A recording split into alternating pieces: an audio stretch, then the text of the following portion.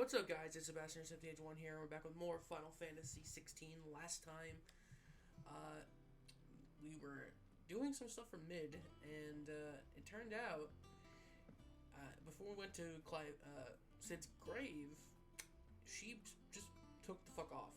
So, we visited the grave, so on and so forth. Now we have a new mission, which is to go to the Crystalline Dominion to take out the last of the Mother Crystals on Storm. We also know that the looters are getting in our fucking business.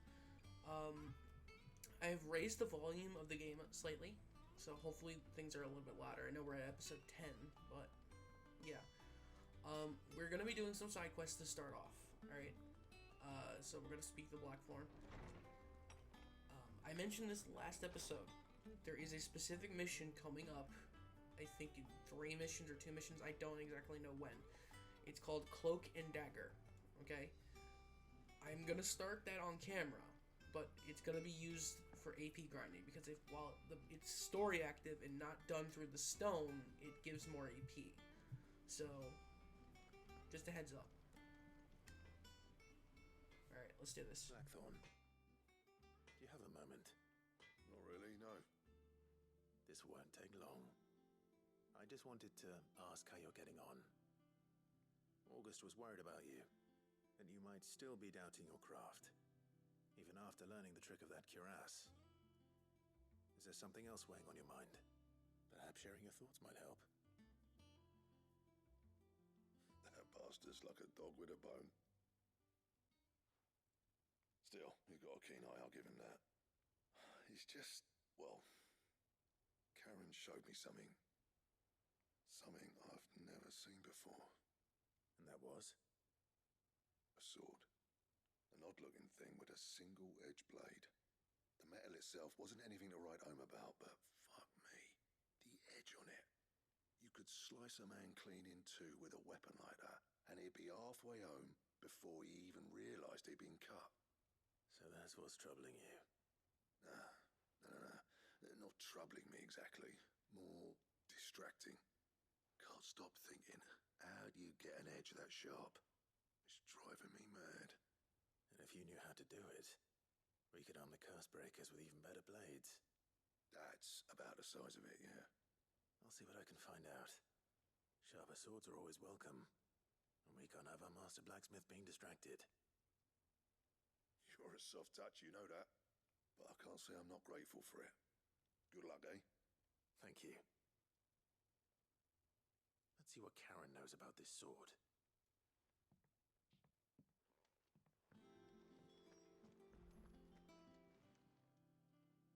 You're looking well, Karen.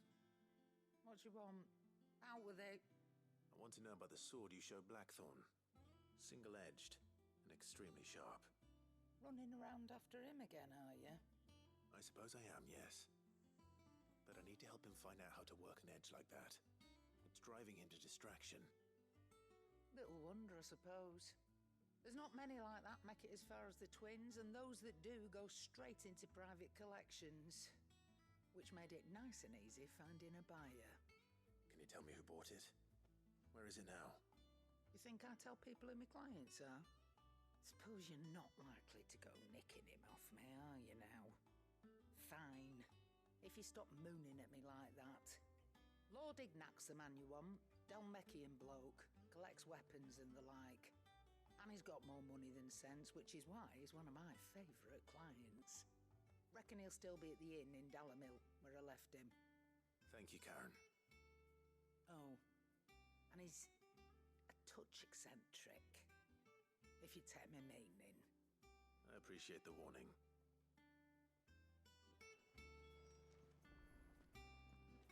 I've got a few more things to pack before I leave. I'll meet yous down in Bocklad.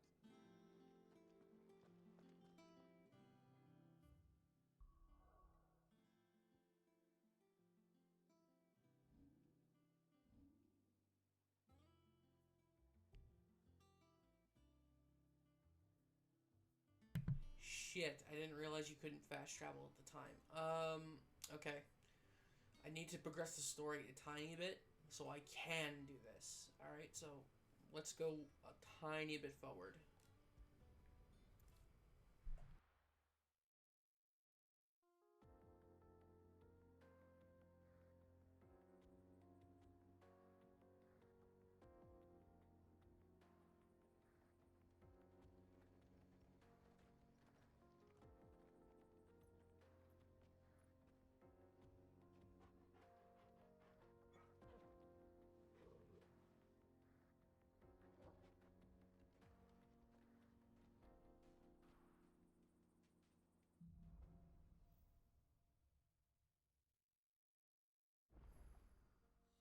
feeling?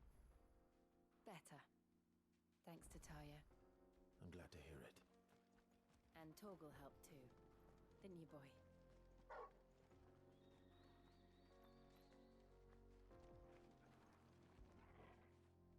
Fetch!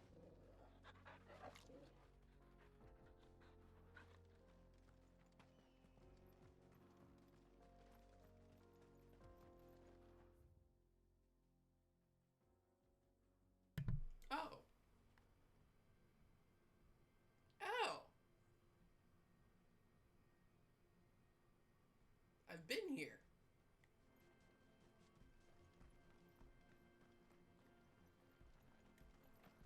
This is what I did last episode when I went all the way over here to explore. And I found that chronoglyph. There's another side quest here. Along the way. Clearly they intend you to do that. Alright, can I leave now? Yes. Okay. Now we have Jill in the party too. Okay.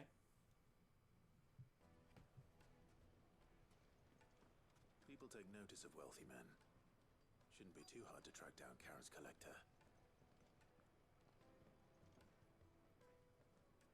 The St. Drake's Fang is gone. The whole Mother Crystal gone. What are we gonna do? Up here.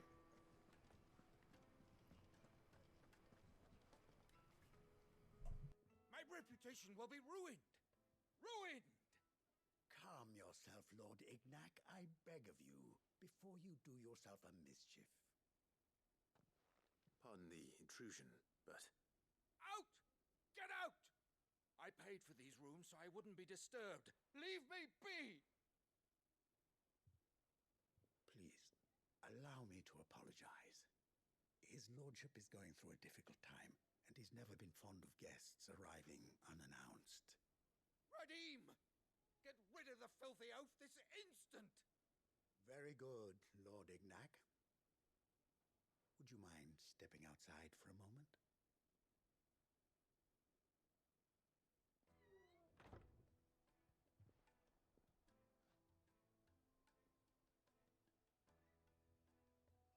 I'm sorry if I've caused you any trouble. That? Oh, no, no. That's just how his lordship is. Though the morning's events have left him somewhat fractious. He has been dispossessed of his luggage, you see. The thieves also made away with a considerable amount of coin. Coin the innkeeper will soon be keen to collect. I don't suppose a certain blade was among the stolen items. A single-edged sword. It was purchased from a merchant friend of mine. Ah, you know Lady Karen? Yes, I'm afraid it was. Then I'll retrieve Lord Ignac's luggage. But I have one condition. You have but to state it. You are welcome to anything that is within my power to grant. I want an audience with Lord Ignac. A few minutes should be enough. Then I'll be on my way.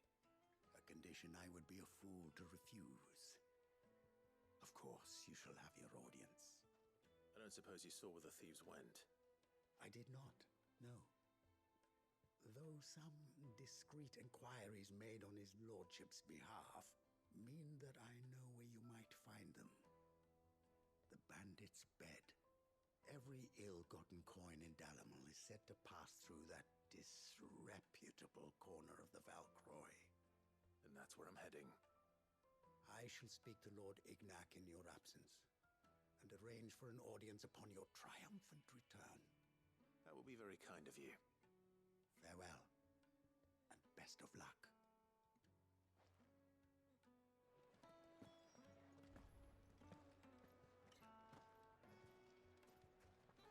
Okay, I've been to the bandit's bed before. It's up there. So here, then we'll do the chocobo. Ambrosia. Thank you. Faster!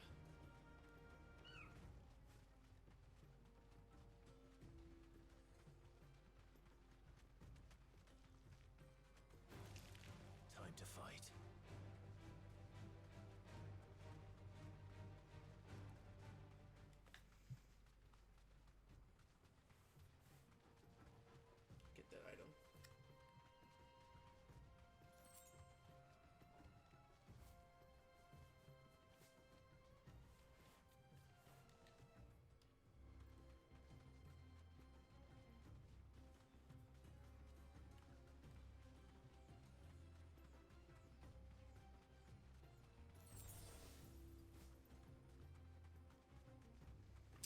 know why the path isn't accessible back where we were, because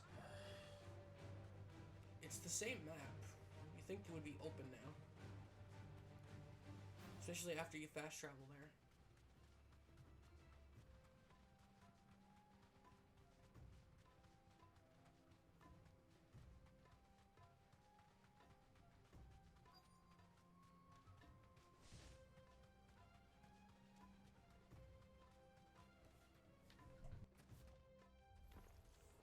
We've got company! Come on, lads, let's tear the bastard's head off!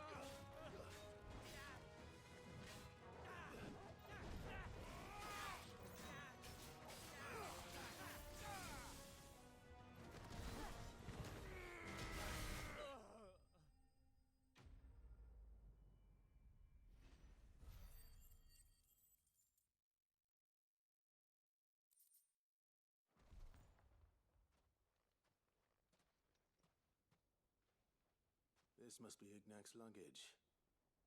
Nothing seems to be damaged. All right. Let's get it back to Dalamel.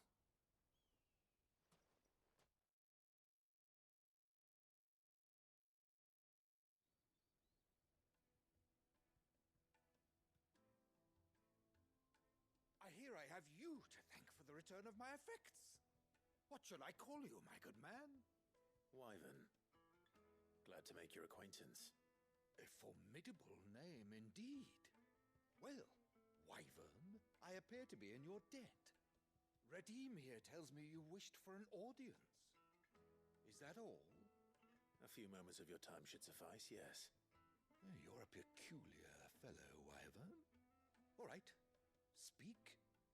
Master Wyvern was wondering if you could tell him about a certain single-edged sword you recently acquired. Oh, a true work of art, that one. Karen drove me hard on the price, but I would have sold her Radim here to get my hands on that sword. It was made in the Outer Isles, far beyond the Twins, and is used exclusively by the practitioners of a unique school of swordsmanship. They believe no combat should ever exceed a single strike and hone their blades to such perfection that none ever does. Each sword is made for that one perfect stroke, and for that stroke only. They crack upon a second blow. There's a brutal sort of beauty to it, really. But how do they hone such an edge? Fine question. Why, they use a whetstone, of course. Whetstones, rather. A whole array of them, ranging from the coarse to the fine. 10,000 licks with the sharpening stone, then 10,000 more. But it is the final stone which lends the blade its legendary sharpness. A mineral quite foreign to this great realm of ours. And that is the key. The secret ingredient. Wyvern, it occurs to me that my little lecture is hardly equal to services rendered. Take this, together with my regards. The very stone of which I spoke, far rarer among collectors than even the blade itself, and a far more fitting payment. Thank you. Pardon the intrusion, my lordship. However, it is long past time we prepared ourselves to depart. So it is. I am locked in bitter competition with a rival collector of curiosities. I am one step ahead of the unscrupulous scoundrel, but he is hard at my heels. And there are many other collectors out there. Too many to count, but only one do I consider my nemesis. Lord Byron Rosfield, and is a perennial thorn in my side. I can imagine. Farewell, Wyvern, may our paths cross again. Radim, we mustn't dawdle.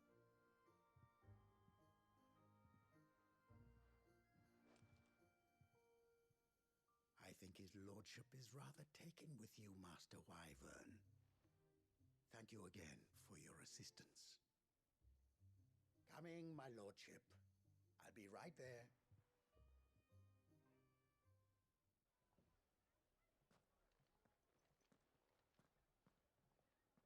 Trust Uncle Byron to find such an interesting rival. Now, let's see what Blackthorn makes of this whetstone, shall we?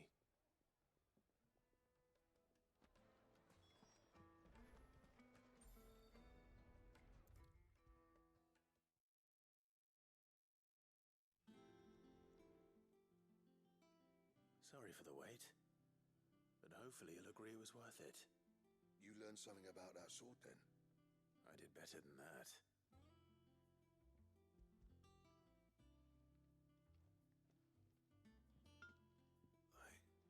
A whetstone? Yes, but not one you'll find anywhere in Valisthea.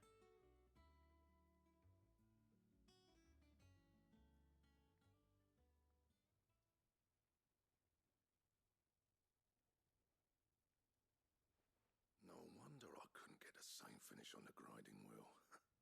One hit and all done, eh? Might not be so bad if all you ever fought were duels. But good luck on the battlefield. Your second opponent would be your last, no matter how good you were. Even so, is there some way it could be used to give the Cursebreakers an edge?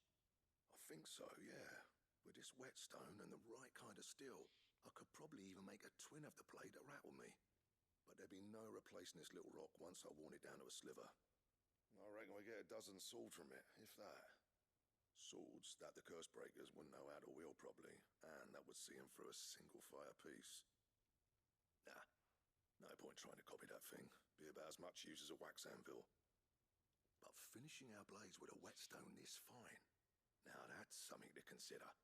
And what's finer than fallen masonry, eh? Or more hard-wearing, for that matter. Just imagine it. Good Valisthean steel with an edge as sharp as any found in the Outer Isles. I won't make a copy, nah. I'll make something much better. I'm sure the Cursebreakers will be delighted. Just don't push yourself too hard. Don't you worry about me, sunshine. I've been working day and night since I was half your age, and I'll still be here when you're long gone. Hey, thanks, Clive. I mean it. I owe you one, August too. It's good to know someone's looking out for me. He'll be happy to hear you said that. And I'll see that my debt to you's paid. First new blade I make's got your name on it. You come and find me when you've got the materials. All right. I will.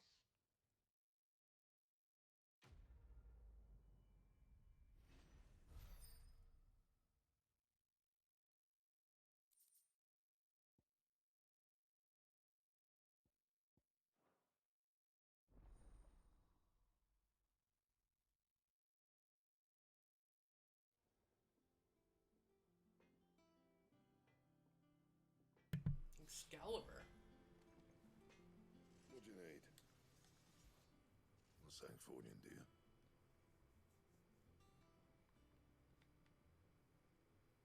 Bomb Ember. I have everything else though, including the Scarlight.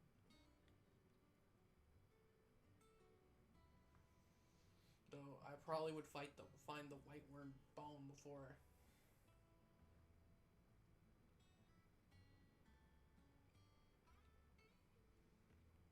That is still better though.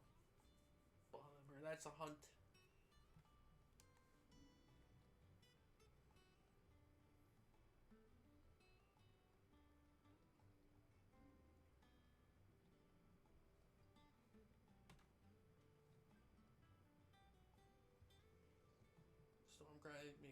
Flame tongue makes leaven bolt makes grindstone. And Alright, good to know. Bomb ember. He cracked the crystal too. Alright, so we still have a few more to do. You're joking. Specifically, we have a few more letters.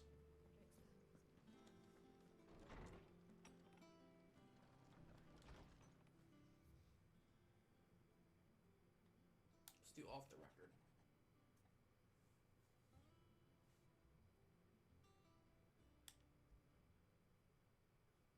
Trouble with the ledgers. Shouldn't he be asking Otto for help?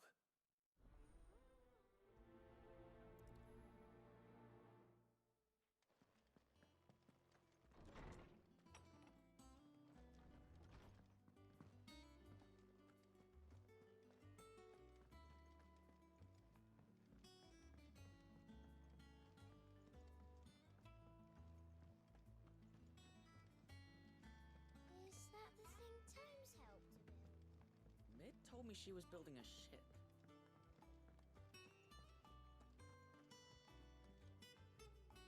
Clive, did you get my letter? That's why I'm here. Shh. Otto might be listening. Is this better? A little. Listen, I've some bad news. It turns out the hideaway may be slightly behind in its payment to certain lenders, and it may be my fault. But I swear to the goddess, I thought I had the numbers square. Sadly, that square turned out to be more of a circle. Zero, you might say. I can straighten it out, I swear, but it's going to take some time, and I'm going to need help keeping it from Otto. Bit late for that, I'd say. There you are! What a surprise! So let me get this straight. You forget to pay our lenders what they're due, and instead of coming straight to me, you get Clive to come to you. And I hope he'll dig you out of the hole you've dug for yourself. Clive, the man in charge of the place you've been cheerfully trying to bankrupt. And you thought this was a cunning plan. Why? Well, who needs paying? Oh, just Martha. And the dame. And, well, Lady Karen. But only 500 talents. We owe 3 of our most trusted friends 5 million gil. Each. 5 million each. They lent us the bulk of the money we used to rebuild the hideaway, you see, and, well, I must have made some sort of oversight. Those ledgers were my responsibility, and it was my decision to entrust them to you. This is my fault. Do we have that much to hand? I can always ask my uncle. No, we don't. And no, you won't. We've lightened Lord Rosfield's purse enough. After the king's ransom we had off him, he deserves better than to see our begging bowl. Besides, we'll need to learn to stand on our own if we're going to make this work. All right. But that doesn't mean you have to shoulder the burden yourself. Is there anything I can do to help? There might be. How'd you fancy taking these to Martha and the dame? Rocks. Rocks, he says. Worth 1,000 talents apiece, these are. A little something Sid and I set aside for when times got lean. And I reckon 15 million in overdue debt probably qualifies. I just hope our associates' eyes are a bit more discerning than yours. I'm sure there will be. Should be me making the rounds, really. But you know how it is with this place. Orders to bark, arses to wipe, and all that. I know. Which is why I don't mind going in your place. Go. Do you know why I only gave Master Clive here 2 star rubies? Because you'd rather Lady Karen killed me. Because I'd rather Lady Karen killed you. Yes. Well, I suppose this is goodbye then. Don't worry. I'm sure Karen will understand. Really? Do you think so? No, I don't.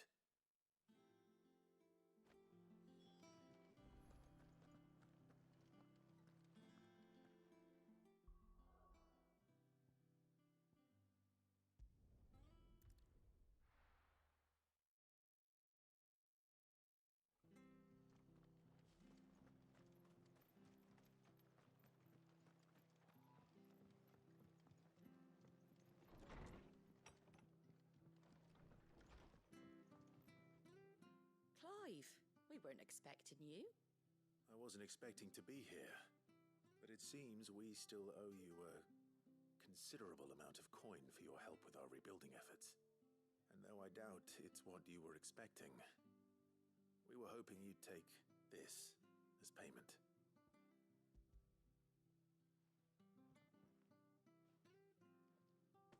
A star, Ruby?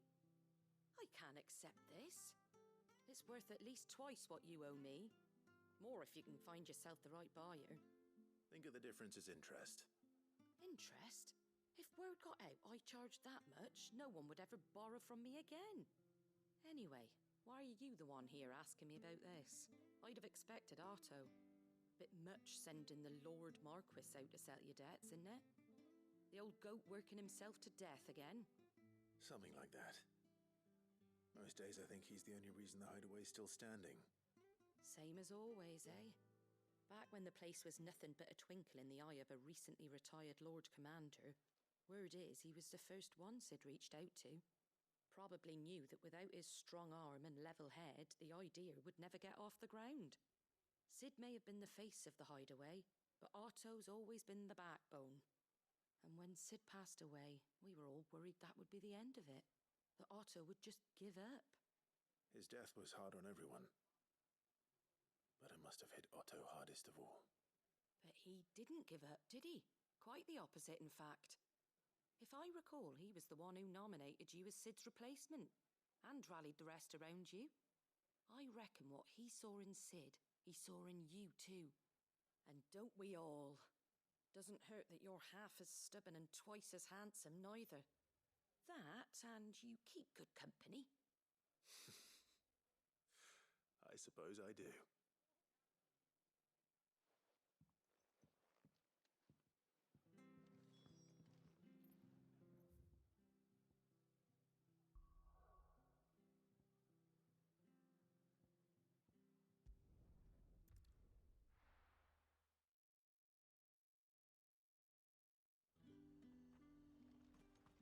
There's talk that the glass... How the hell is anyone supposed to...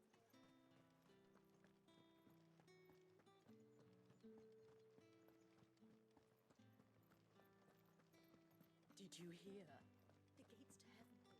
I want to see you again. It's all right. Now go eat. What am I going to do without sweet water and oil of talc? Still no caravan. Milady, I come bearing gifts. Gifts? Whatever is the occasion.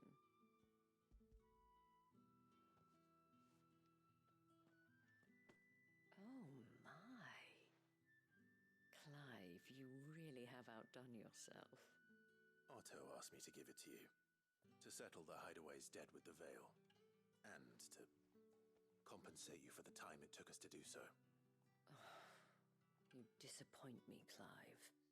I thought you might finally be warming to me. Tell Otto he can keep his baubles. I tried to tell him as much the first time around. The man owes me nothing, nor does the hideaway. My contribution to the restoration effort was made freely and willingly. It was the least I could do. You once told me Sid did you a kindness. I'd like to do the same. Please, accept it. For my sake. And for Otto's. For all of us. For all you've done. It is rather fetching, isn't it? Very well. Otto is lucky to have you, Clive. I doubt anything could ever replace his son. But you and the others at the hideaway are the closest thing he has to family. Otto had a son. Long ago, yes. Sid told me Otto lost him when he was just a boy, and blamed himself for not being able to stop it. I don't know how it happened, whether there was anything he could have done, but it was clear that it weighed heavily on him. I didn't know.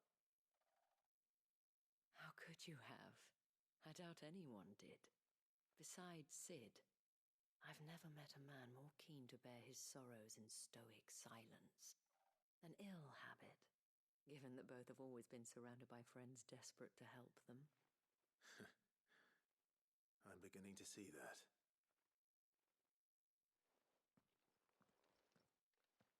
Goat will want to know the stones were delivered, if he's still with us.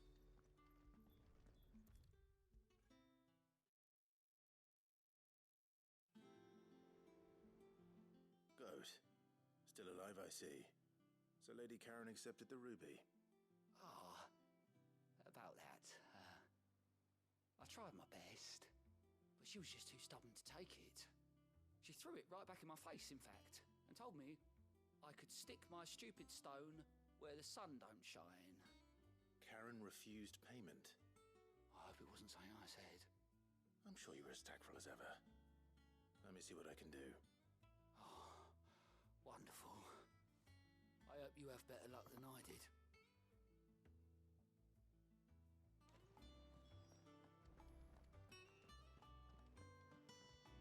Mick told me she was building a ship. Really? Is that the thing Tomes helped to build?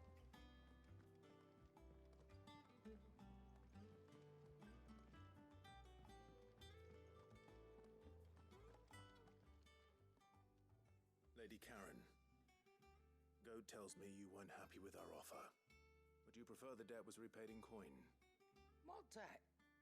I don't recall lending any of you lot me hard-earned gil. I may have tossed a talent or two in the hideaway's coffers, but those were donations, and you can hardly call it charity if you go asking for it back. Of course not. But one good turn deserves another. And our circumstances have changed. Surely you wouldn't shun the gratitude of a pauper who happened to have become a prince. Oh, so you're a prince now, are you? Fine. But I'm selling it and taking what I'm owed, then you're getting the rest whether you like it or not.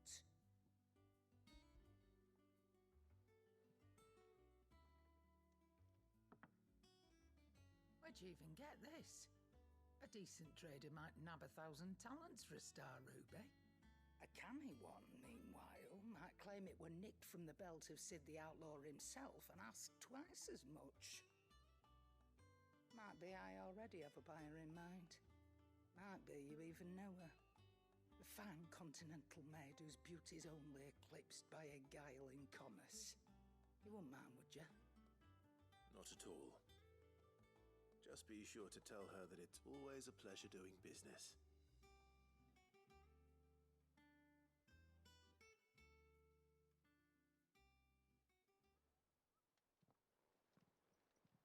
I hear you ended up delivering all 3 stones. Thanks to this lump. I sometimes wonder what I pay you for. Speaking of which, I still haven't been paid last month's wages. Oh, so you remember what's owed to you then? Get your ass behind that disc of yours and don't get up before those ledgers are square. Right away.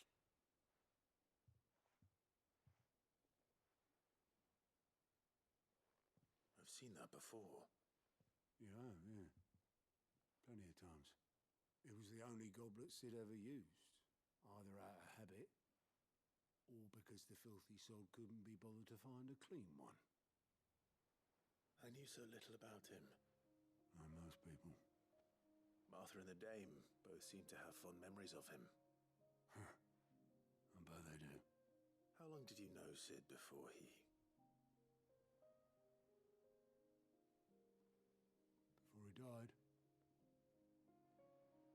summers, give or take. Back in the day, I was a purser on a trade ship, which is where I met him. He bought passage to, forget where. And having nothing better to do on the long nights, we set up drinking island rum till the morning bell dragged me back to my duties. Quit my post not long after that, on account of making a fine maiden's belly fat. But me and Sid stayed close, promising we'd one day sail the seas again. That was before fate stepped in and said she was having none of it. The magic woke inside my son soon after his first name day, and there was no hiding his knack. Couldn't you and your family have...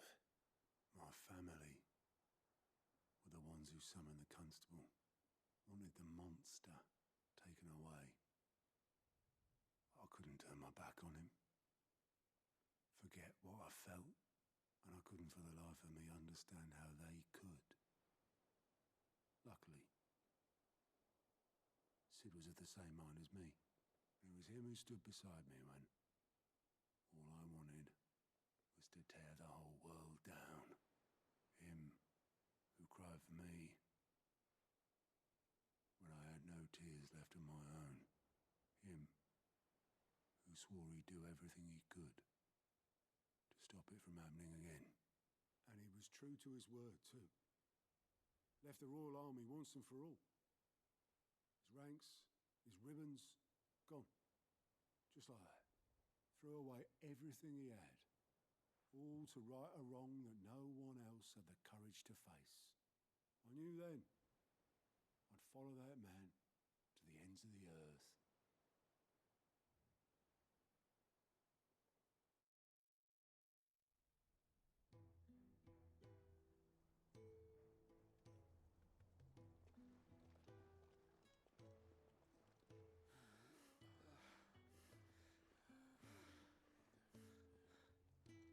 He was always too clever for his own good, was Sid. Saw the world for what it really was, while the rest of us were content to go along with the lie we were shown. And it can't have been easy, bearing that burden alone.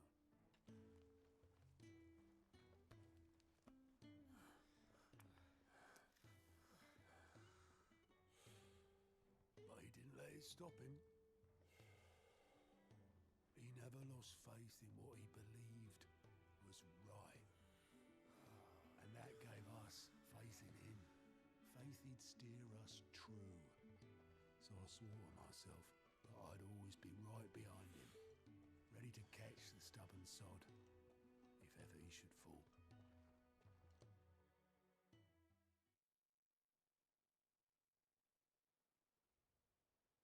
But I couldn't even do that.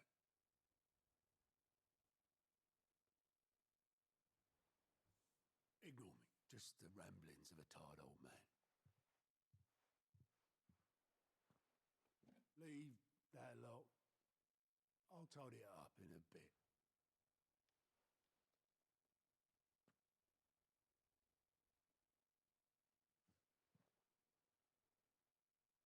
This is Sid's handwriting.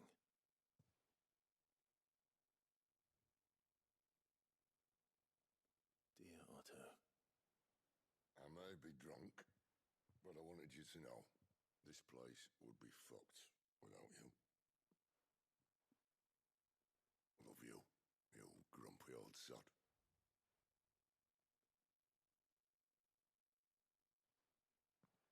This note. What about it? Sid was right. Without you, we'd all be lost.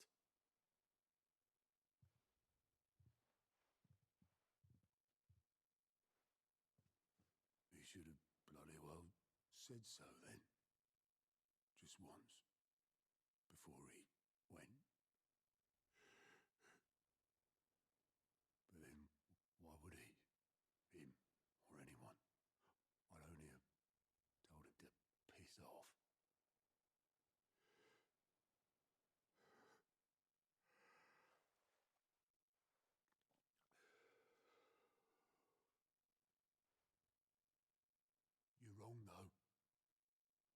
both of you.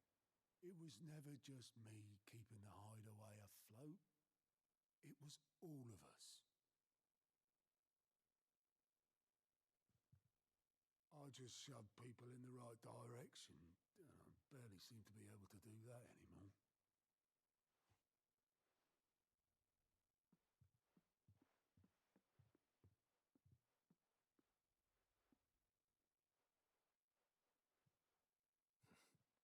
Would you rather go at the helm?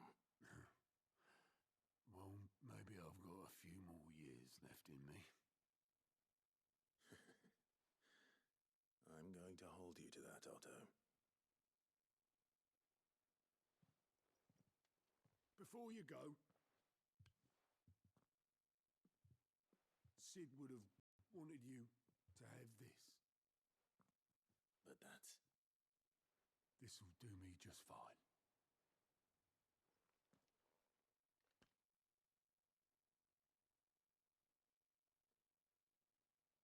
Thanks for the ray of sunshine. I'll see if I can't pay you back. already have.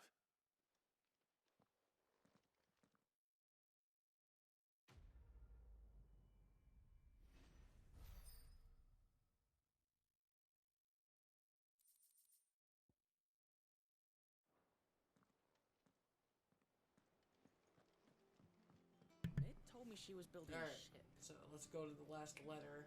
Is that the thing Tomes helped to do?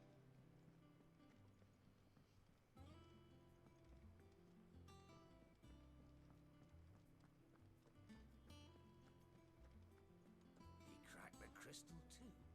You're joking. There's the goblet.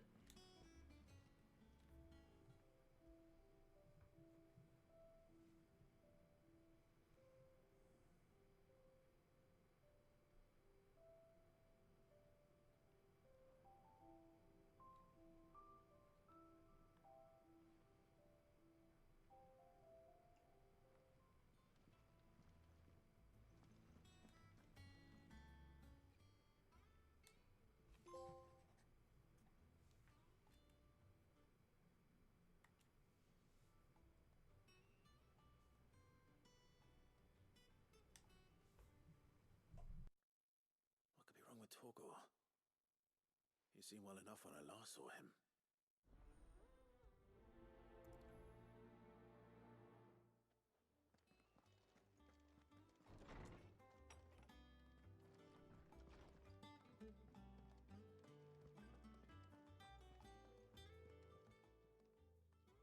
I got your note. You think something's wrong with Torgor? So you can read. Congratulations. But I didn't say I were wrong with him. I said something weren't right. He's not been eating me treats.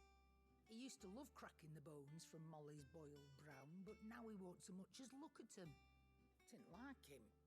Which is why I'm of a mind that his mind's on something else. You've not been working him too hard, have you? No harder than usual. Is that it, boy? Do you need a rest? What was it you said he was? A frost wolf? That's what the lawsman seems to think. Then maybe this all has something to do with whatever it is that's woken inside him. I suppose things have been different since Rosalith. Perhaps Hippocrates knows something. Instead of everything, you mean? Perhaps.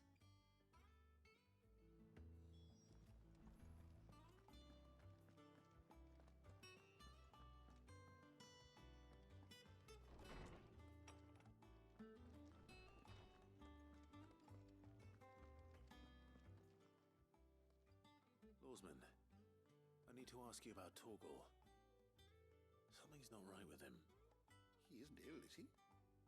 I don't think so.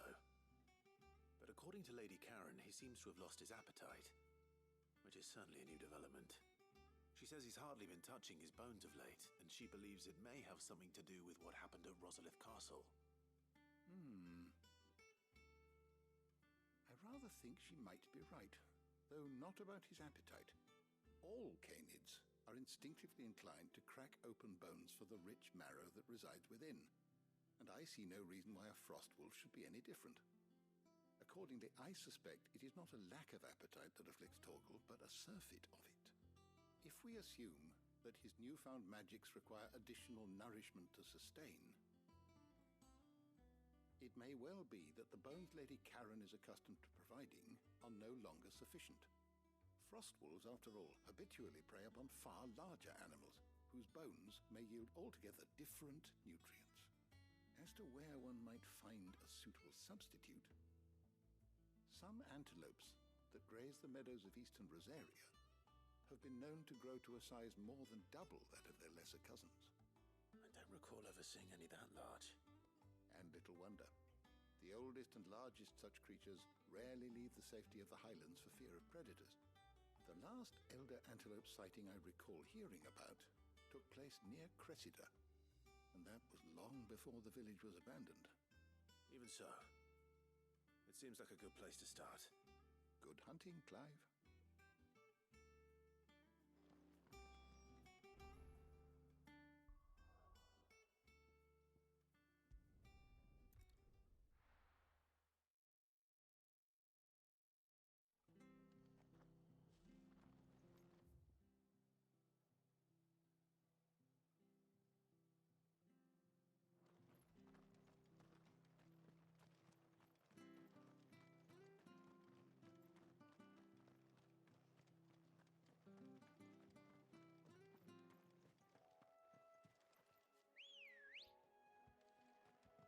Good girl. Run like the wind.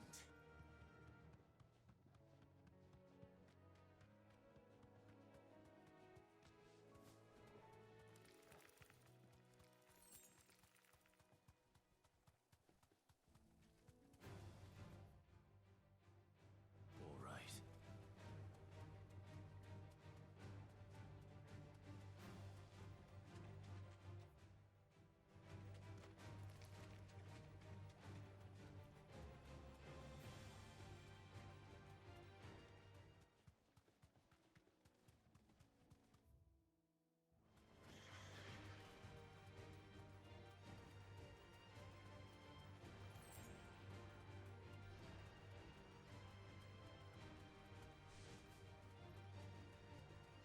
Certainly quiet. If I were a giant antelope, it would seem like just the place.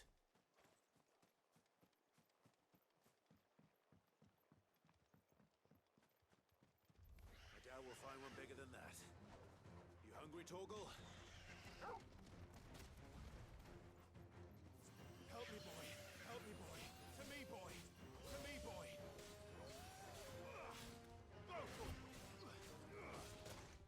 Nice try.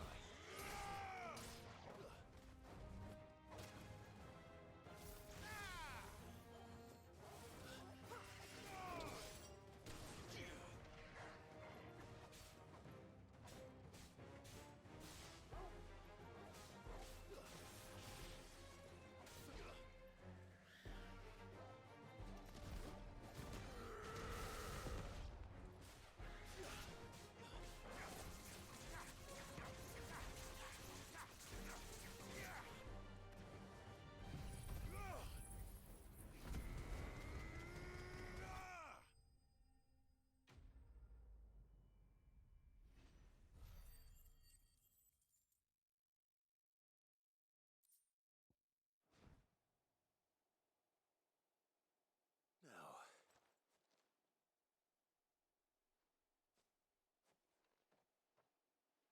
will it be enough, I wonder?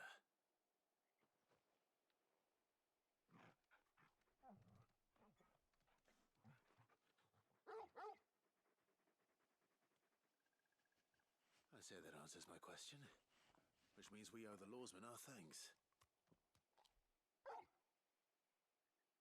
You're just a big puppy, aren't you? A very big puppy.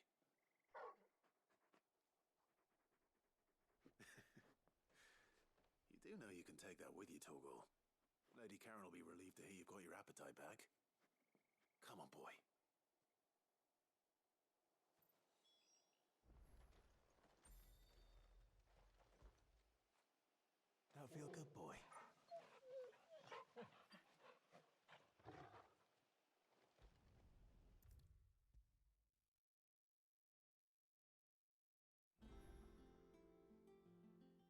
noticed you and Torgal had gone off somewhere. Take him for a walk, did you? You could say that.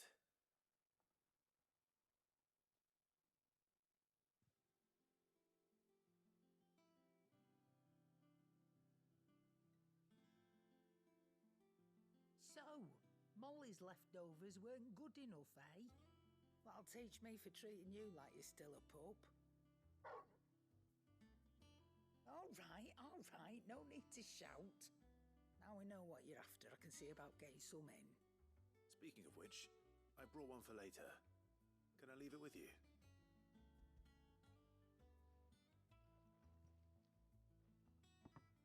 You can, aye. I'm nice like that. In return, you can thank Tomes for me. The bloody know-it-all. I was just on my way to see him.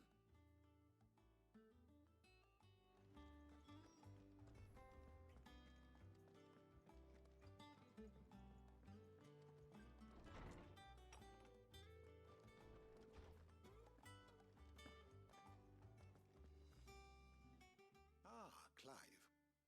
Were you able to locate your quarry? We were indeed, Lawsman. You pointed us in exactly the right direction. And Torgal's been a very happy hound ever since. Very good, very good. Lady Karen sends her thanks, by the way, for your part in solving the mystery. Ah. But that reminds me. After your last visit, I found myself pondering Torgal's talents. Do you recall our conversation concerning Lady Jill's role in Torgal's transformation? About how she somehow woke the power within him. Precisely that. A reasonable conclusion, I thought. But one which raised certain questions in my mind. You see, the Fenrir of legend served Shiva and Shiva alone. And while the powers attributed to him are certainly impressive, the records imply they are somewhat different in nature to those you described Torgal as having used. What are you suggesting?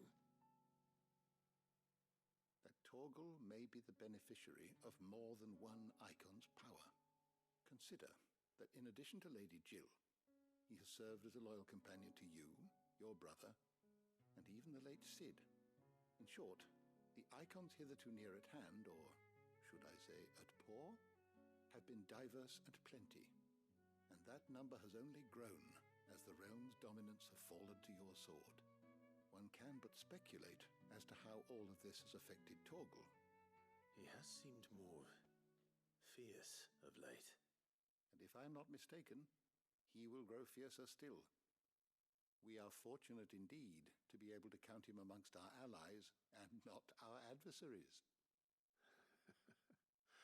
Oh, he's more than an ally. He's a friend.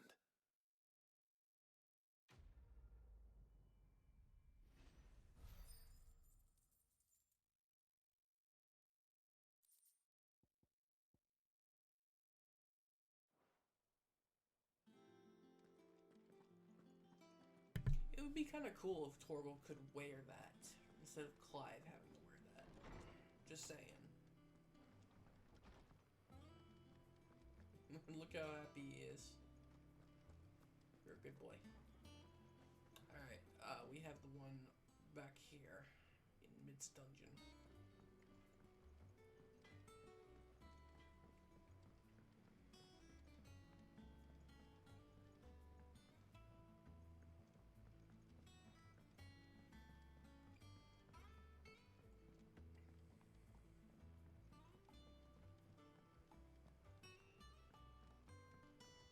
Wish I could take one of our birds.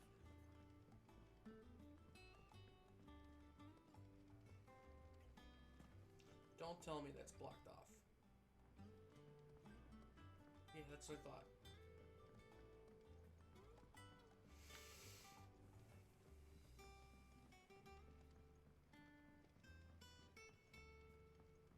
Well. Here, Sid. Reckon you might be just the man to help me out of a bit of bother, if you've a mind to. Let's hear it. Well, it's about this alembic the chief's got me making. Lovely bit of kit it is. Bung in a solution you want splitting, and it will separate it out, just like that. Problem is, it won't always get rid of all the impurities. And with some of the stuff we need it for, that ain't good enough. Which is why I've been looking for something to filter the liquid we'll be cooking off. And that's where I was hoping you could help me out. I imagine Ty could get some use out of this alembic too. Distilling medicines and the like. Alright, why not? Proper job! So what exactly do you need for this filter? Nothing but bomb ash'll do, says the chief. Gave me a sample she'd obtained from the university stores. Couldn't believe my eyes.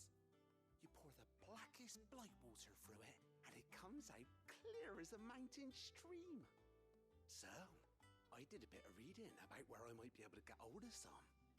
And do you know what I found out? It's only the blimmin' bones of a bomb king.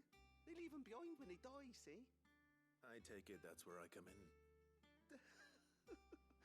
If you wouldn't mind. I saw a billet on the hunt board for one just the other day. Would have gone myself, but, well, fighting dirty great balls of flame isn't exactly my forte. You, on the other hand... Alright. I'll see what I can do. Thank you kindly. And a good hunting, eh?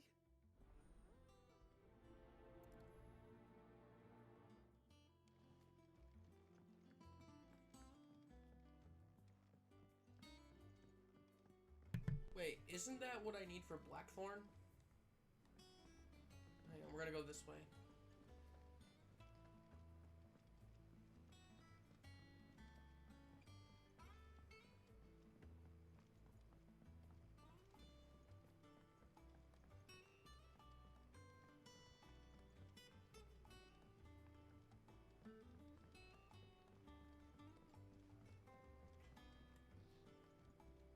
What do you need? What do you want? Bomb member. And?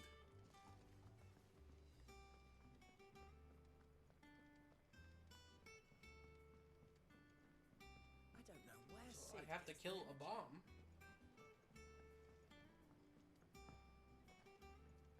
Mid told me she was building a ship.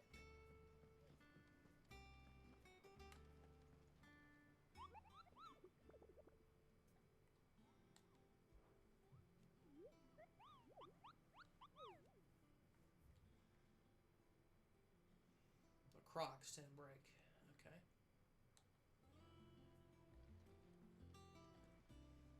While I'm at it. How are you doing? Here you go. Okay, there's only one left. Always something. Okay, Sambrek.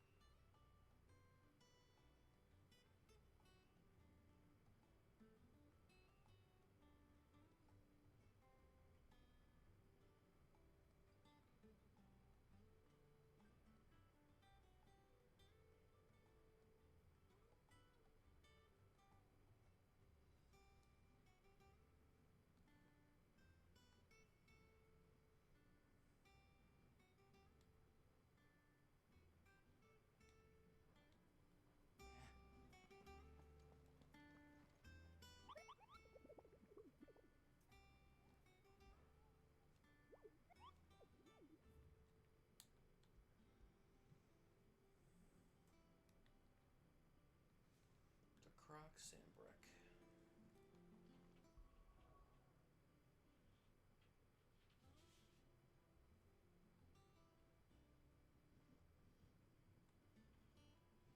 Yeah, this is Dalmekia. This is Sambrek.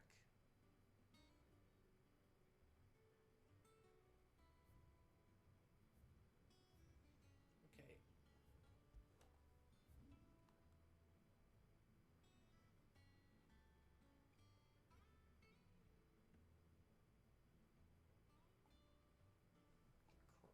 I don't know where that is. The Holy Eye, Old Road. You know, I keep doing the stupid thing and not reading.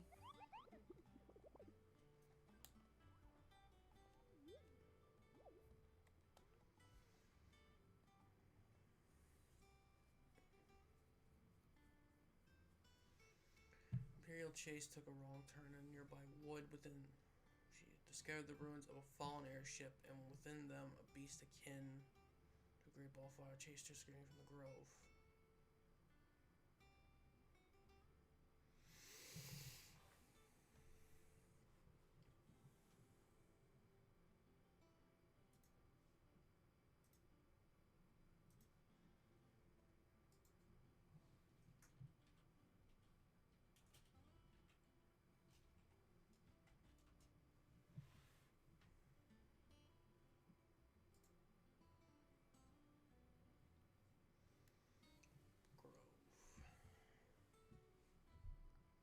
Fallen airship.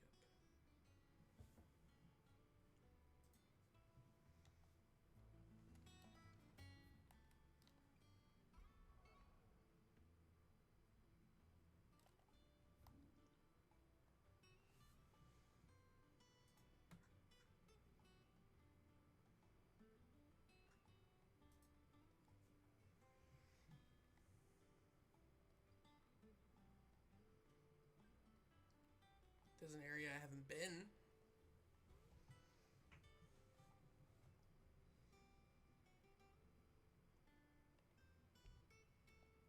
Let's try it.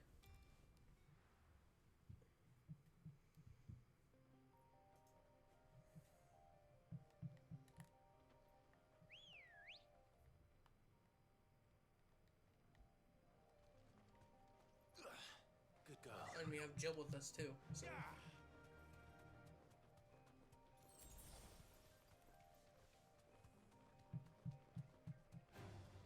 Time to fight.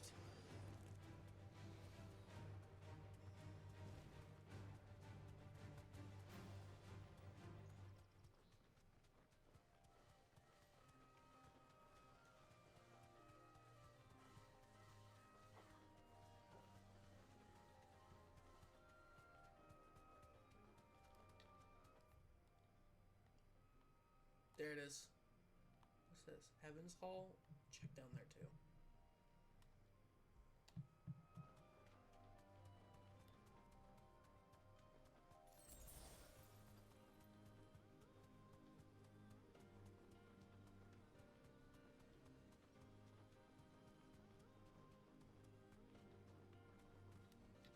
No need to ride from here.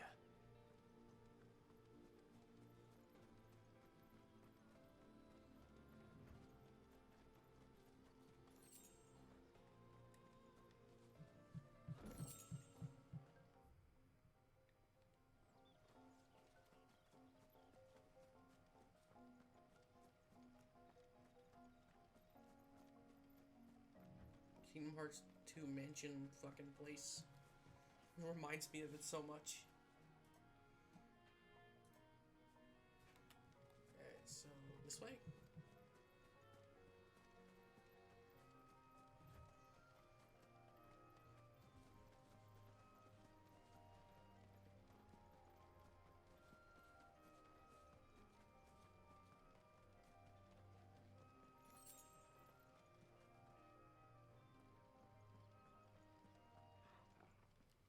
Okay.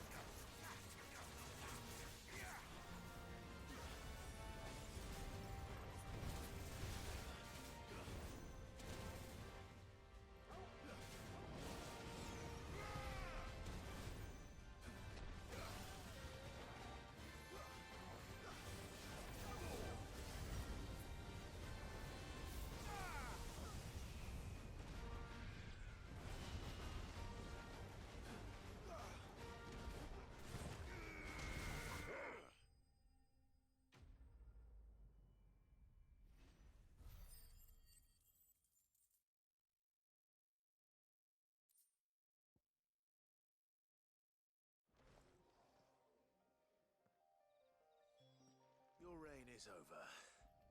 Now to collect the ash. This looks like the stuff. Let's see if there's any more.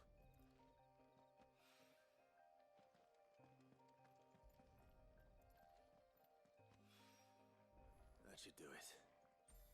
If a wine needs more than this, he can fetch it himself.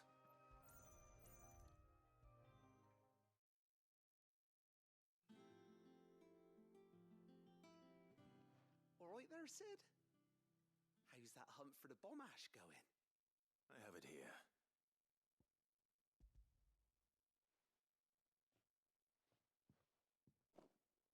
That's the stuff. And plenty of it, too. Enough to keep the alembic bubbling away for a good old while. You're a gent, Sid. Let nothing say otherwise. Right then, let's get this contraption up and running.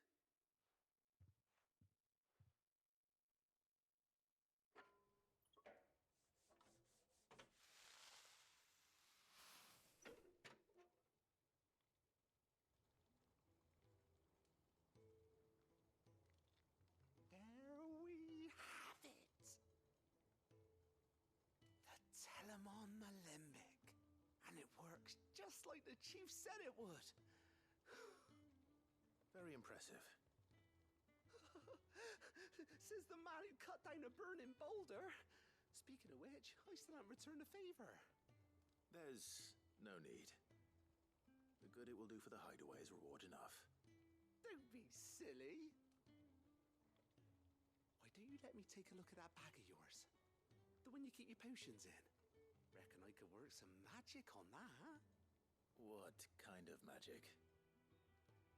Well, we happen to have isolated a substance in our test run of the alembic that I reckon will make even the toughest leather supple as anything.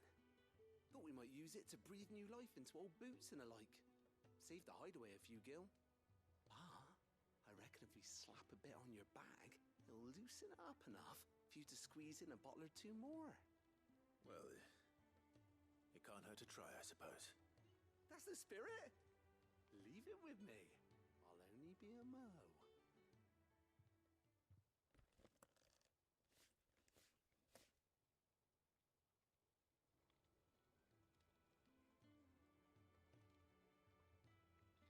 Well, what do you reckon? It certainly feels more flexible. Right? Told you. Thank you. I think. No. Thank you for supporting Mid and the rest of us in our endeavors. Without you, we'd never have been able to discover wonders like that stuff I rubbed on your bag. And I'm telling you, there's plenty more where that came from.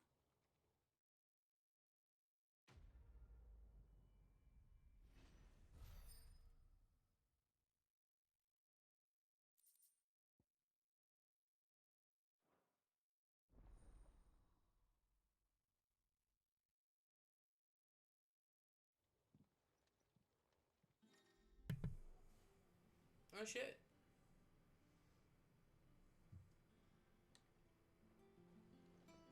That's helpful. Alright, Blackthorn. I want to see if I have it now.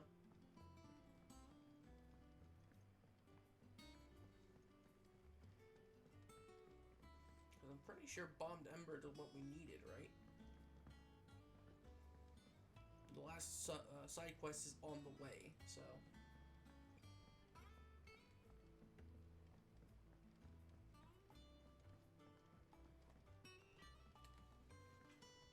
Clive? What do you want? Yeah. Not bad, if I do say so myself.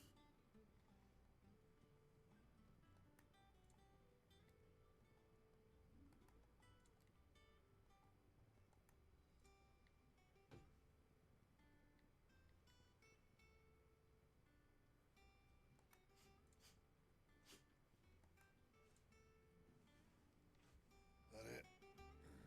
Fine. Sweet. Alright.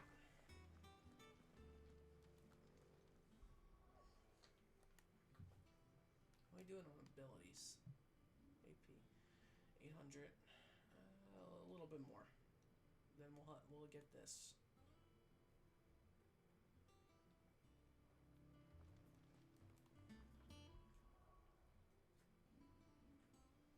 All right, so mission down this path.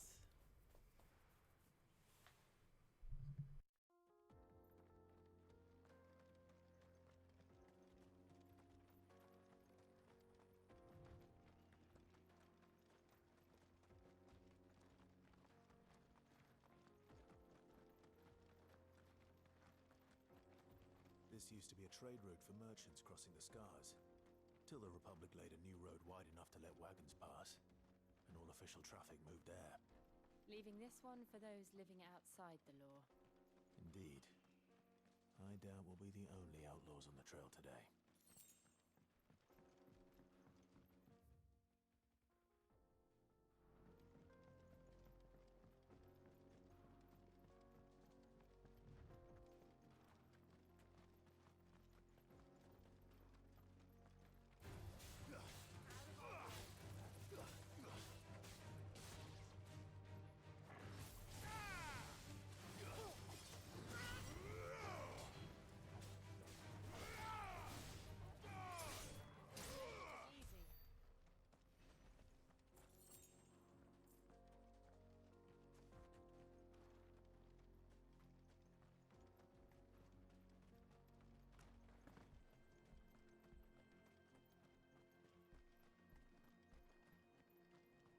So what do you think? That we'd be lucky to... Really? It's as bad as that? Oh, aye. There's trouble up ahead. And too much of it for us to handle. I take it there's danger on the road. Oh, what about this fearsome-looking fellow? You think he'd be equal to the task? Oh, no doubt. Assuming he's willing to hear us out. Well met, friend. My brother and I have been tasked with finding a merchant's missing cart. You seen it by any chance? How does a merchant misplace his cart? Oh, the man's a coward. When he thought goblins might come a-snarling, he ran, leaving his livelihood abandoned in the pass.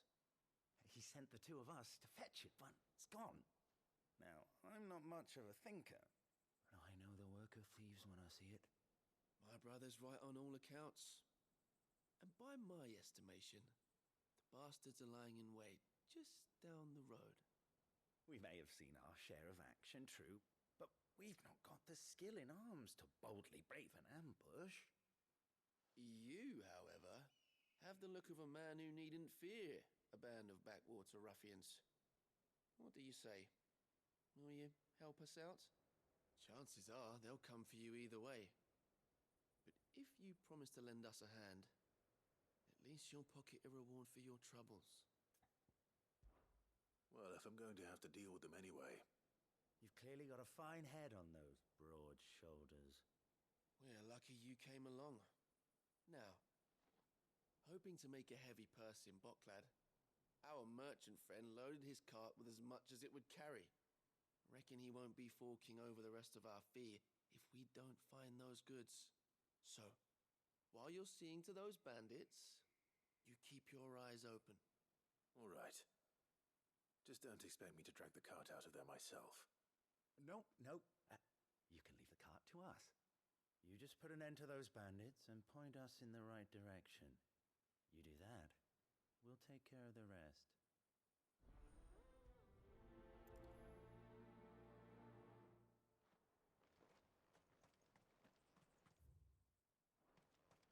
I'm not sure I trust those two. But if there are bandits lying in wait, I should probably take care of them. Look lively, you lot. We've got guests. These must be our bandits.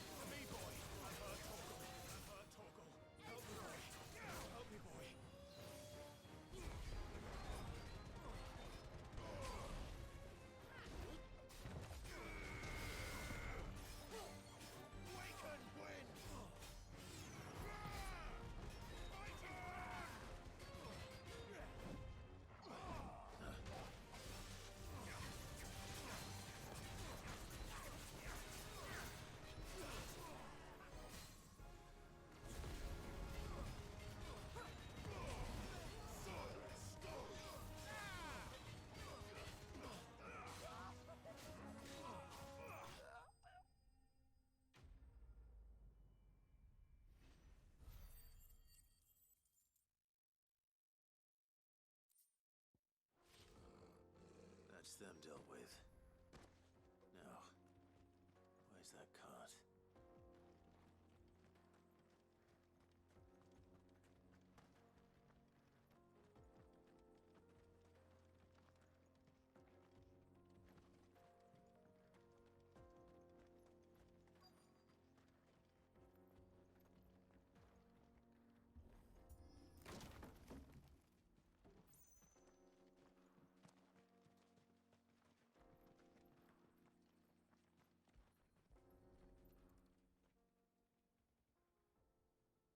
Getting all of this out of here will be a nightmare.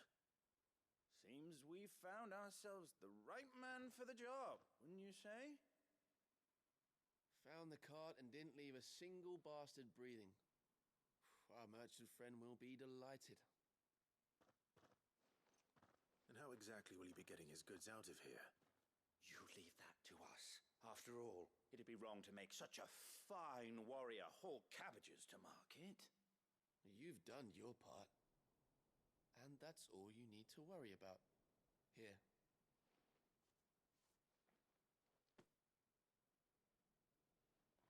It's been a pleasure. Now piss off. There's no need to be so rude, brother. What if we want his help again next time?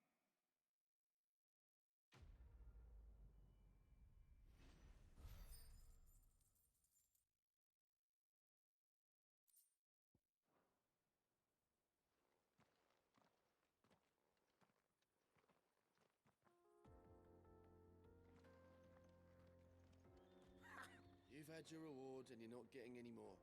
Now piss off.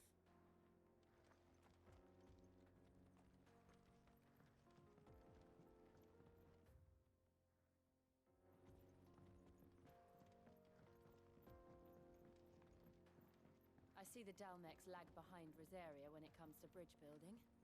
The fallen ruin should hold, at least. The path continues on the other side.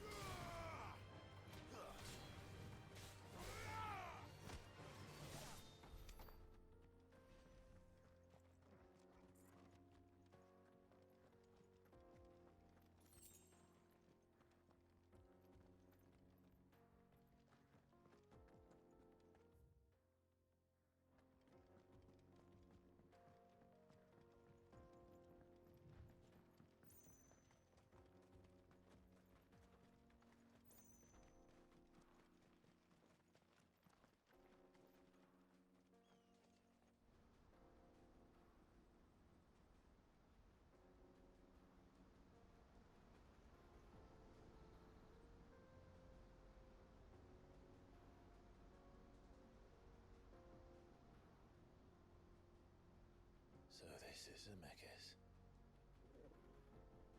The land of the gods. It's even more impressive than I imagined. I remember being captivated by the story as a child. Long, long ago, man was overcome by avarice and challenged the gods in a bid to win their power.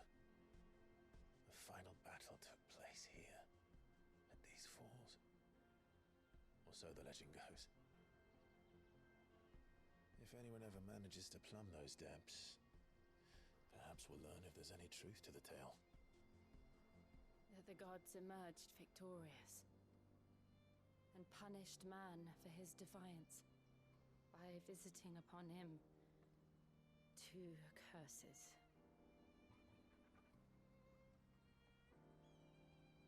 sin bearers. To tell the truth, I always thought it strange that the dominant and their icons were deemed a curse. Back home, the dominant inherited the throne. They were admired and exalted, not spurned. Whenever I got to that part of the story, I always assumed there must be something I'd misunderstood.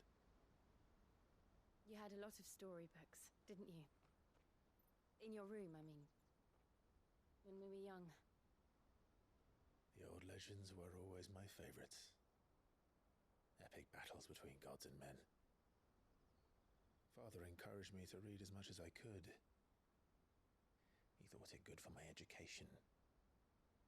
You really were a boy like any other, weren't you?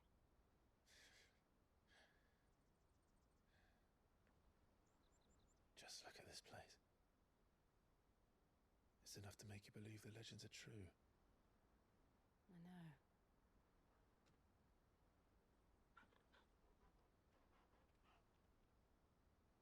We're not far from Boklad. The road will be busier up ahead. And we'll have to keep our wits about us.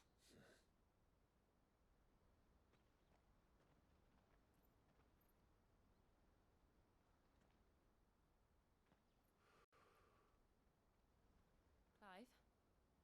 Something wrong? Nothing. It's nothing.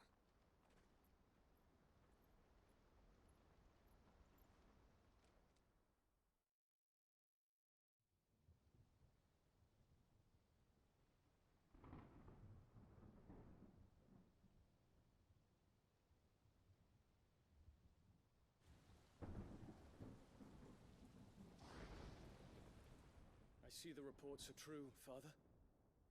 You have surrendered the throne to Olivier.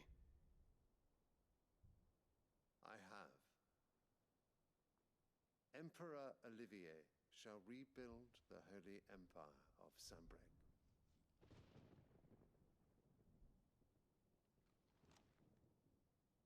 How is he to rule an empire? He is but a boy. I shall advise him until he comes of age. Father, please. Or for as long as I am able. The empire we seek to build needs young blood to rule it, and I can think of none better suited to the task.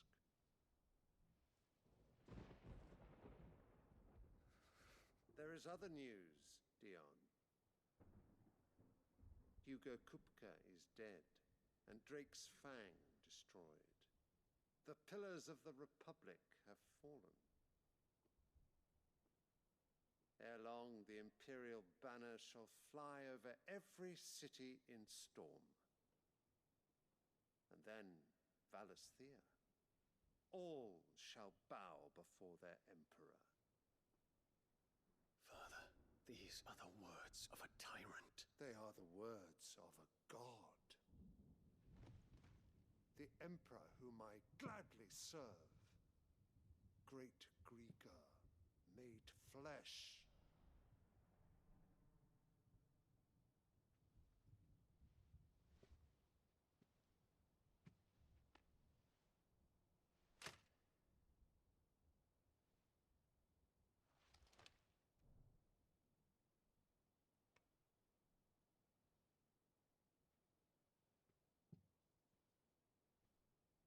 Return to your camp, Dion, and ready your forces. It is time to show the world the true power of Sambrec.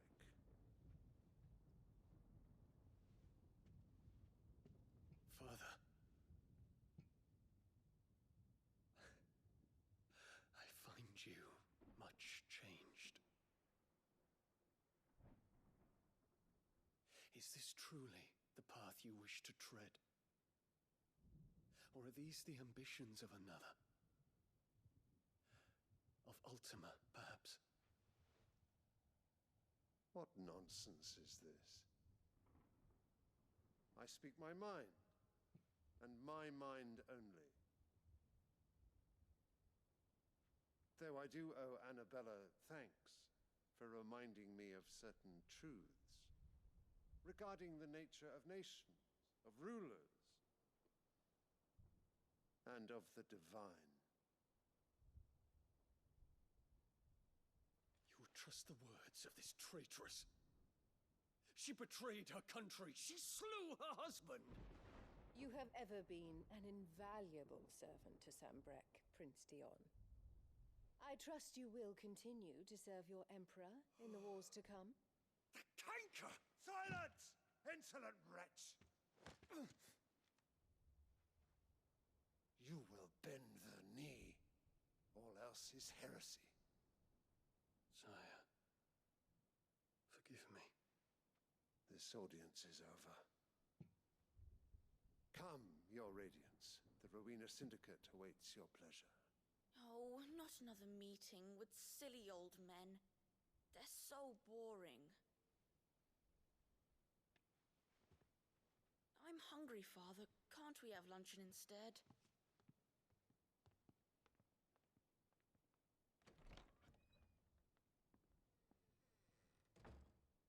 Does it pain you that you will not inherit your father's throne? I have suffered worse.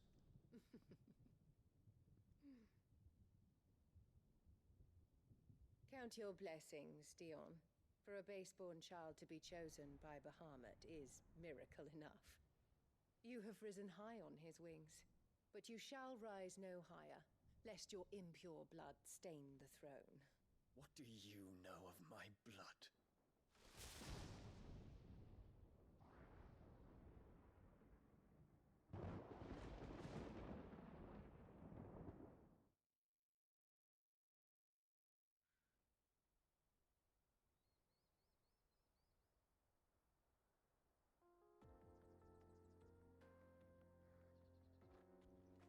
The Boklab markets are to the north.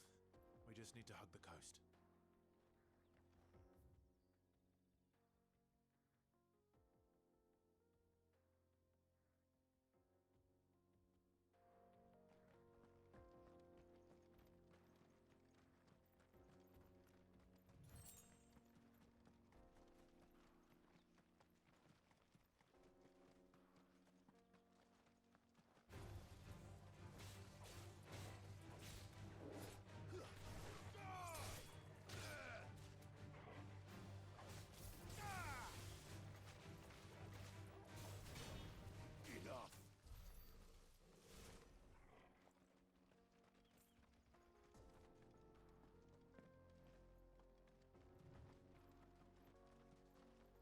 Infiltrating the Dominion won't be easy with the Imperials on high alert. No. His Radiance has lost one capital already. We can be sure Sylvester will do everything in his power to hold on to Twinside. His troops are well-trained and increasingly battle-hardened. But it's not as if we can wait for the siege to end.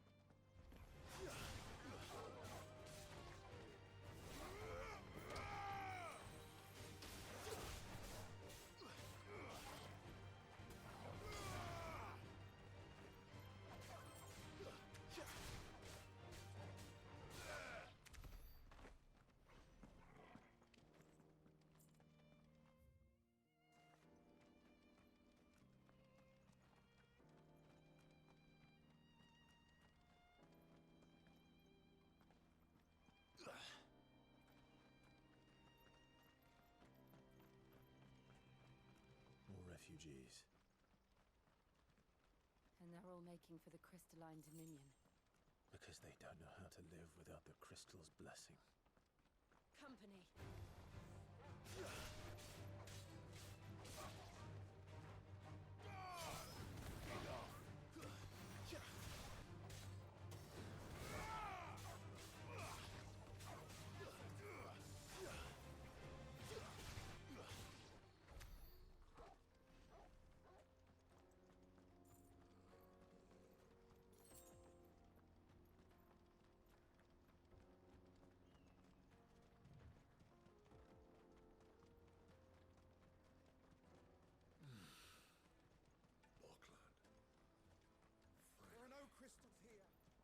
This is where we're supposed to meet Goots, isn't it?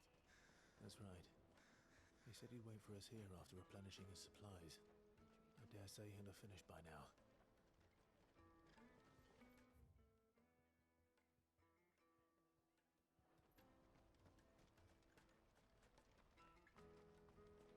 Hurry, man. I must leave for the Dominion. Bloody crews and caravans, scooping up all the best customers.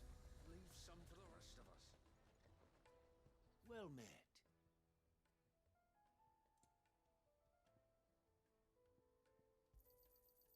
Many thanks.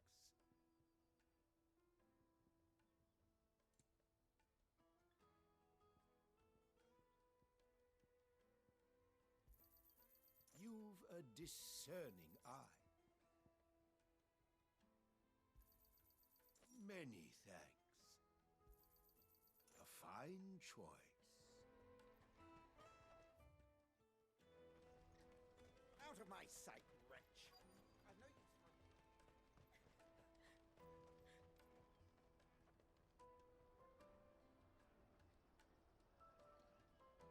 Wonders from across the water. Come one, come all. Feast your eyes. Good sir, can I interest you in...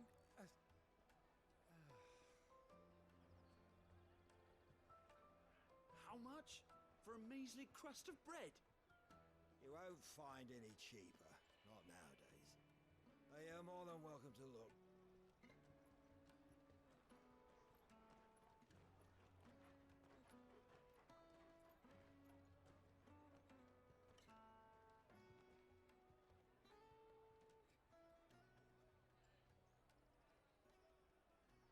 The Empire's unlawful and illegitimate occupation of the Crystalline Dominion is still in effect. Only those whose business in Twinside has been officially approved by the Republican Army will be permitted to cross the border. All who seek entry are to form a line and ready their documents for inspection. Looks like we aren't the only ones who are eager to leave. And they're checking everyone. Can't you make an Not for the likes of you. We won't get through without that pass. Let's go and find Good, shall we?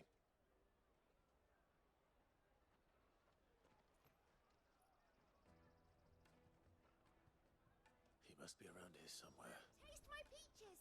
They're sweet as nectar! I'll take the large one.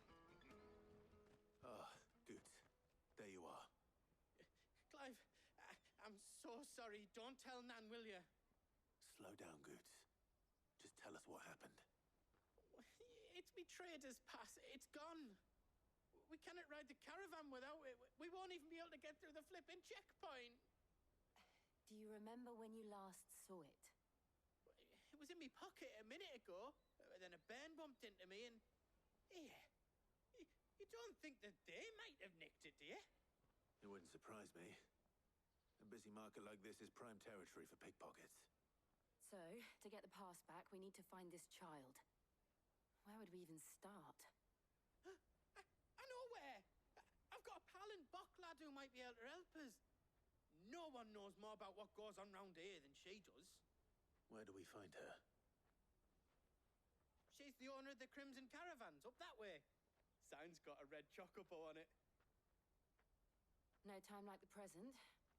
You two go on ahead. I'm gonna check the rest of my stuff, make sure naught else is missing. All right. We'll meet you there. Let's keep an eye out for this red chocobo, then. And the other on our purses. Next to the checkpoint.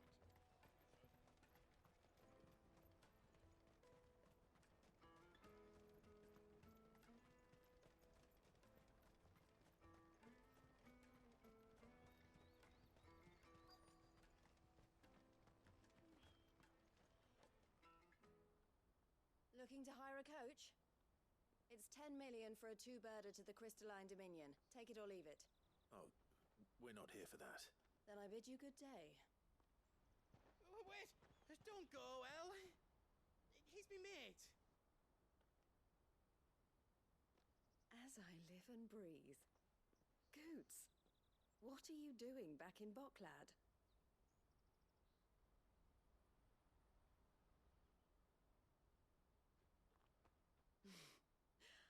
gather Lady Karen didn't send you.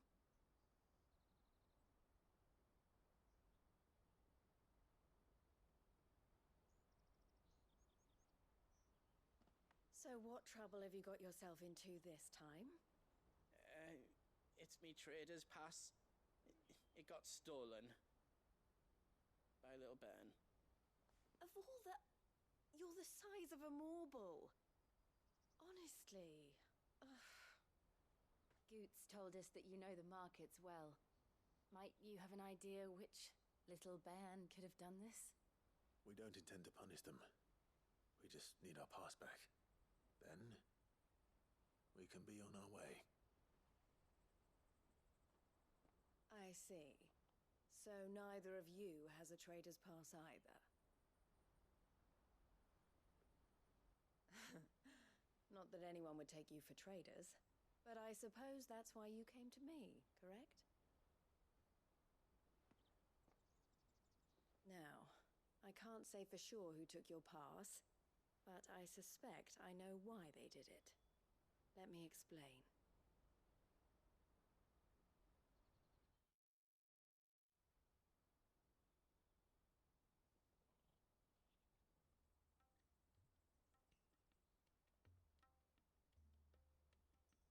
Ever since the Fist marched on the Dominion, the Republic has been clamping down on any commerce that might aid the Empire more than it does us. Which means traders' passes have gone from being merely a way of easing one's progress to being essential if one wishes to cross the border at all. And with demand outstripping supply, they've become a precious commodity, leading some to seek to acquire them by less than legitimate means. So the children are stealing passes to sell on the black market? Yes and no. Passes are inscribed with the names of their owners, and yet none of the victims' names have appeared on the register of those passing through the checkpoint.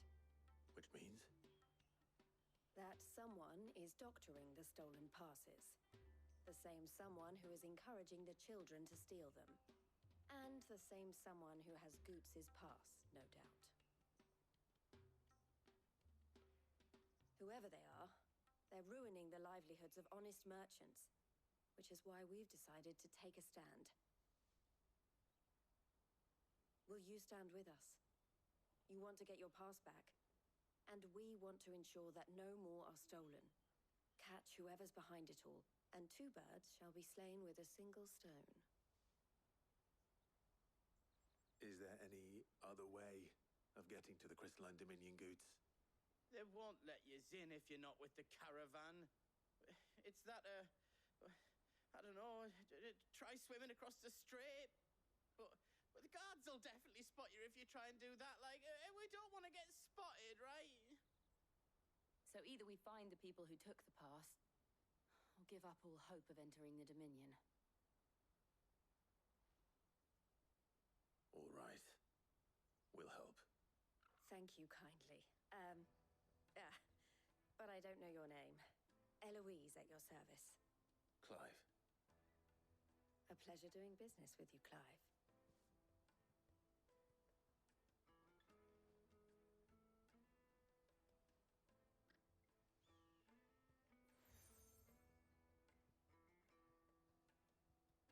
The proprietor of the furniture makers by the coach stop is spearheading the search.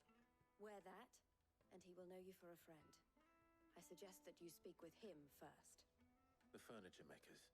Understood.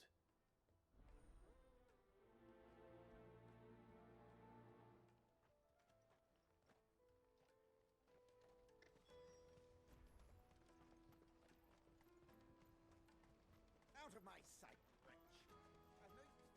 Peaches and pears.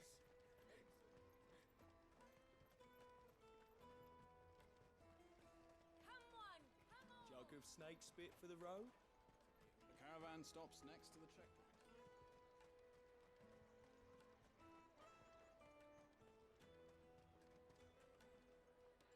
Are you the furniture maker? Looking for something in particular? Ah, Eloise collared you too, eh?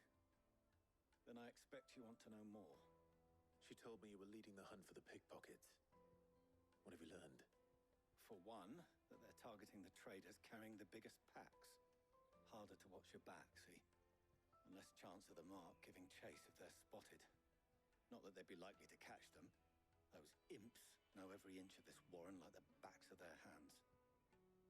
Their eyes must have lit up when they saw Goots.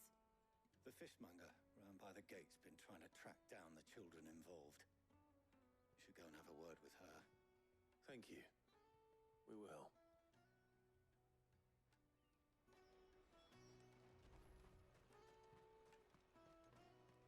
You won't find anything of this quality in Twinside. You should come with me to the Dominion.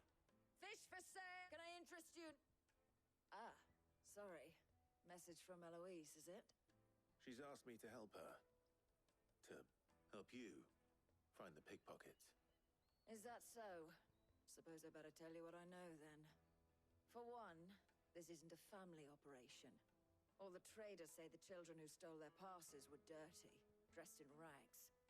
Street urchins, by the sound of it. We get a lot around here. Orphans from the wars. A few, perhaps. You saw the refugees gathered by the entranceway? They're all looking for a new start in the Dominion and beyond. Some of them take it as an opportunity to rid themselves of unwanted baggage. The shame of it. Whoever's behind this would have to have made themselves known to the children at some point. And so should we. You should start with the children around here, then. I doubt they're the ones involved, but they might have heard something. It's worth a try. All right, then. Questioning children. How hard can that be? Come, taste my peaches. They're sweet as nectar. Excuse me. Do you mind if I ask you something? Can't stop you. I was just wondering if anyone has asked you to do anything out of the ordinary recently. Anything you grown-ups ever ask us to do is shut up and go away. So guess what I'm about to tell you to do? Sorry. I'll leave you alone.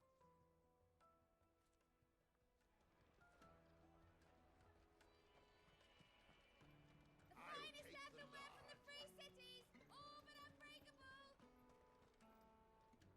Do you have a moment? What do you want? What I want is to know who's asking children like you to pick pockets. I don't know. Nobody's asked me. What's picking pockets? Do you get paid for it? No, you get in trouble for it. So if they come calling, you know what to tell them.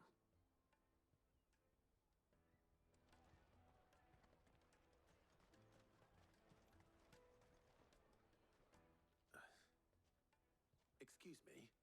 What do you want? I don't have any money. It's all right. We're not going to hurt you. We just want to talk. What about? We've heard that some very bad people are making children like you steal from travelers. We need to know who's behind it so we can stop them. I don't know much about it, really.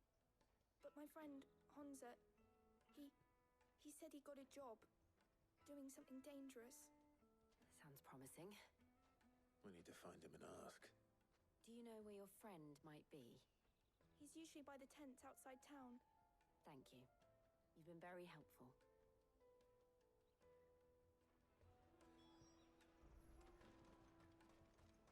Come on, come on!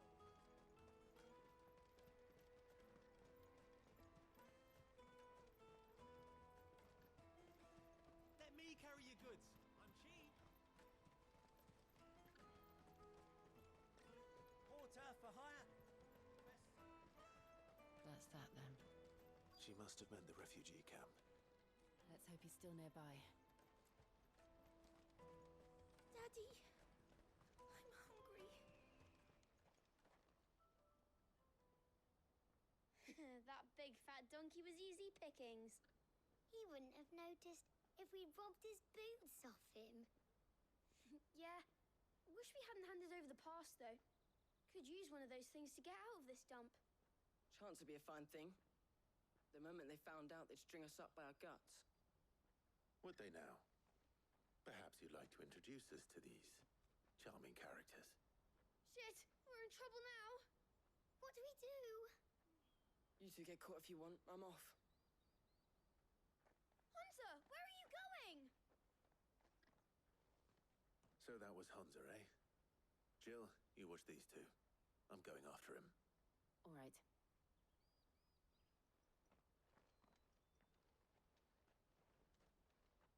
He can't have gone far. I need to find him before his employers do. Daddy, I'm hungry.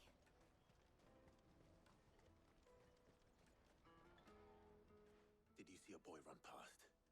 He stole something from a friend of mine. There was a boy ran back there towards the chocobo pen, but... Thank you.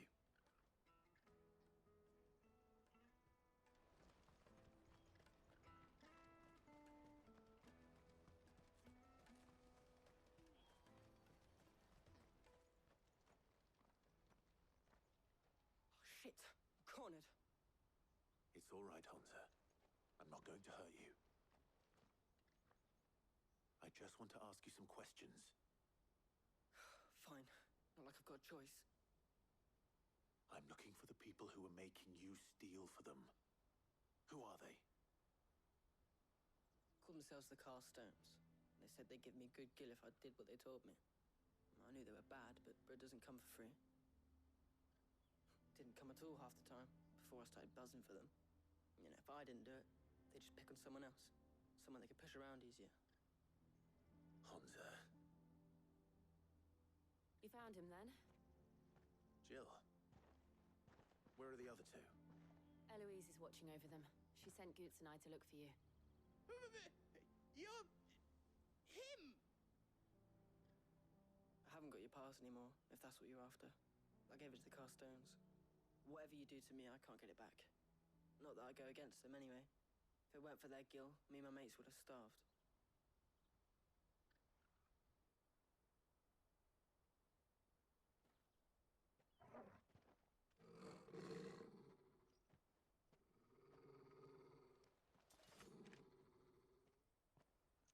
Cowards.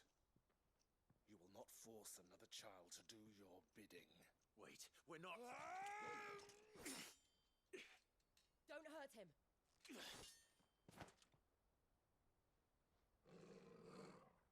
You're making a mistake. We're on the same side.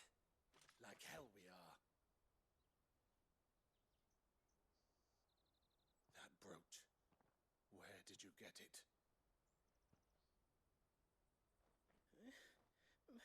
Master Theo. Goots. What are you doing with these people? Unless you're the ones my sister was talking about. Your sister?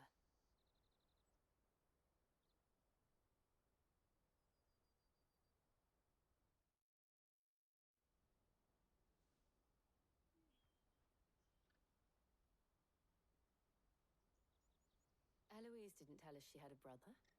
And why would she? I'm just her back and a blade. Theodore, at your service. Sorry about before. Theodore, what do you know of the Cast Stones? Vultures who have made Boklad their hunting ground. They prey on the desperate, stealing from those with gill and bullying those without it into joining their flock. I'd been looking into their activities in hope of sparing the refugees any further hardship. But it seems they've already stooped even lower than I'd feared. Hunzer's a good lad. Don't blame him for what they've made him do. If he and his friends hadn't agreed to work for the Stones, some other poor souls would have. On pain of death, most likely. Clive, was it? And my sisters asked you to help put an end to the pickpocketing. Then we all want the same thing.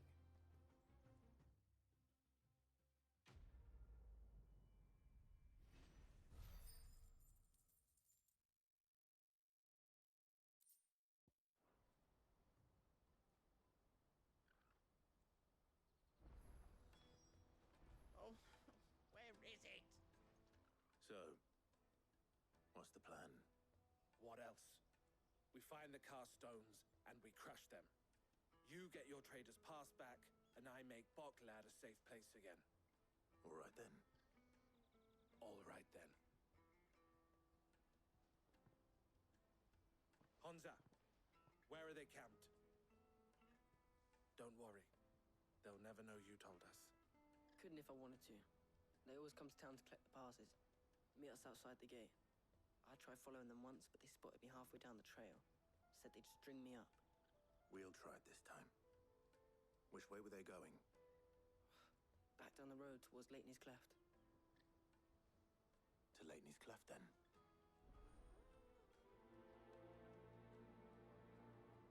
Leighton's Cleft is to the south past the camp.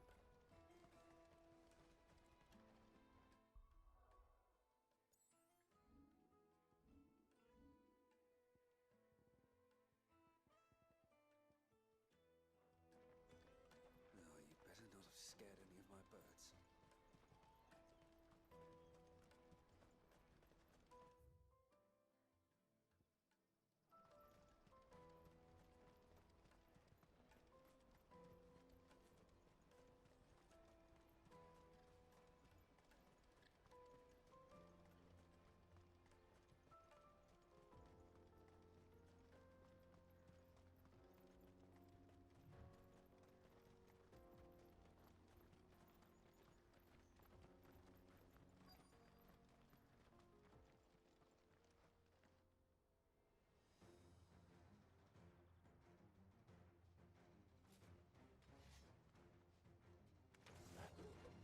That's the one who's been sticking his nose in our business. You should have minded your own.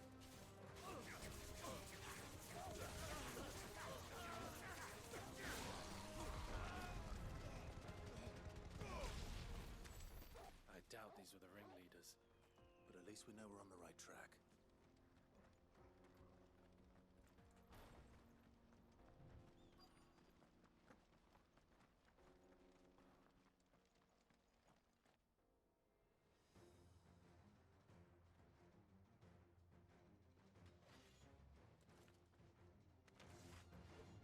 We got company! That's the lot of you.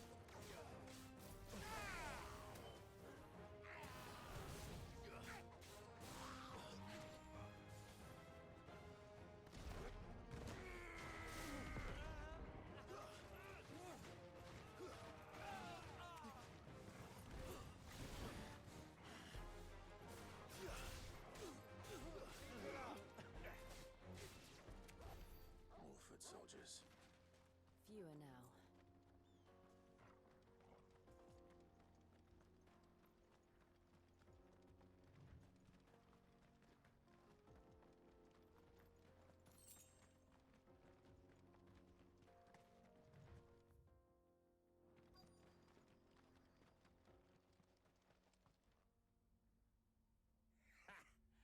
Not a bad haul today, eh?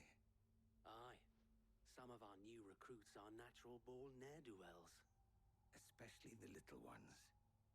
And Hans has got nimble fingers, all right. It'll be a shame when they chop them off. But till then, let's make the most of it. Scum.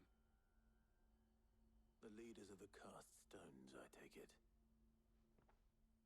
They don't deserve any mercy, Clive. I wasn't planning on showing them any.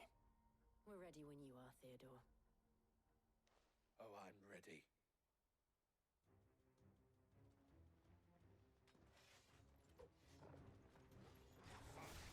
It's that guard from Boklad. Kill him! Kill them all!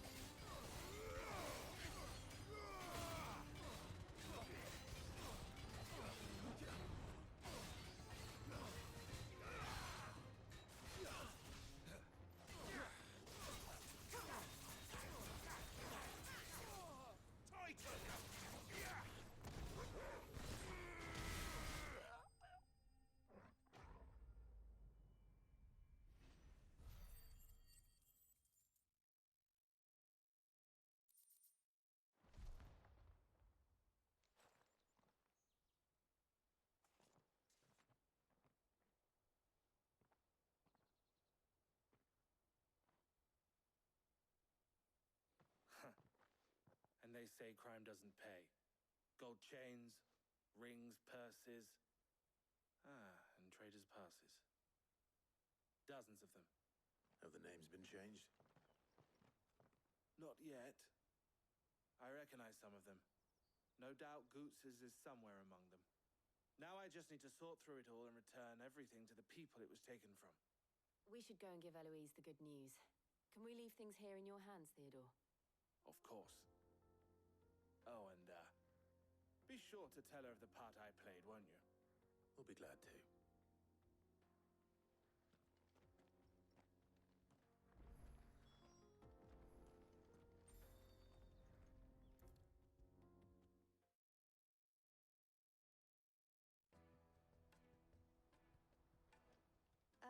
Clive. How goes the hunt? My brother isn't getting in your way, I trust? Quite the opposite.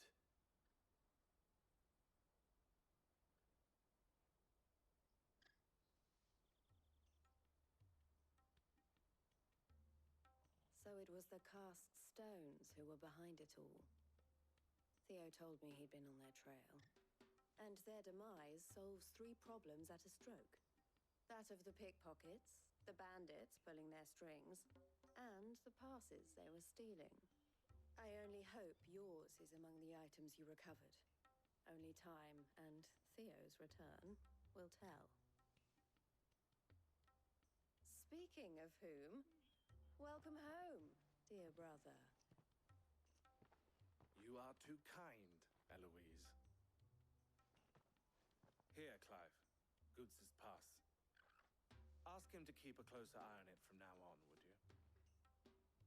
I will. Thank you. El, I've asked our boys to carry the rest of the goods back. Can I count on your help in sorting through it all? Of course. I'll make some space in the storeroom. I expect you'll soon be on your way then. But it wouldn't do to leave without introducing yourself properly. Would it now? Sid.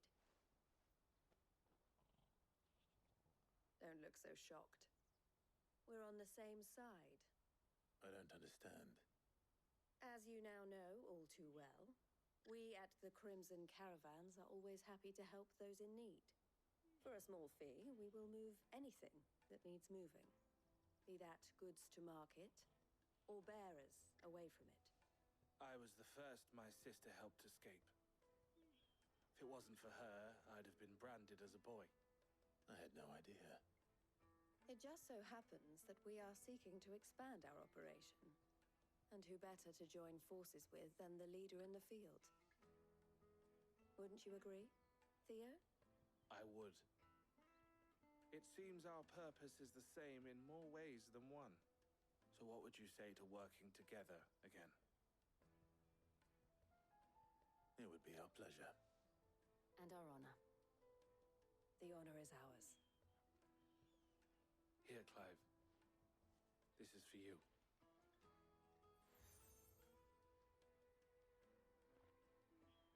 What is it? El has friends in high places, while I have associates in, lower ones. That mark is proof that you're a friend to us both.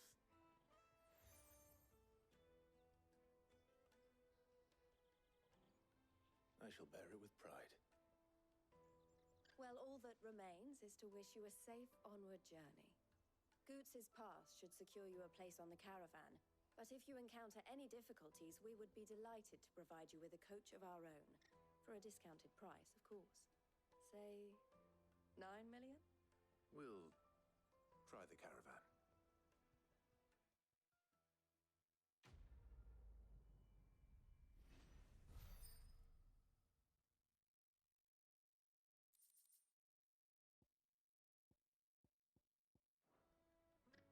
Right then. Let's get this back to Goots. And then it's on to the Dominion. Out of my sight, wretch! I know you... Peaches and pears!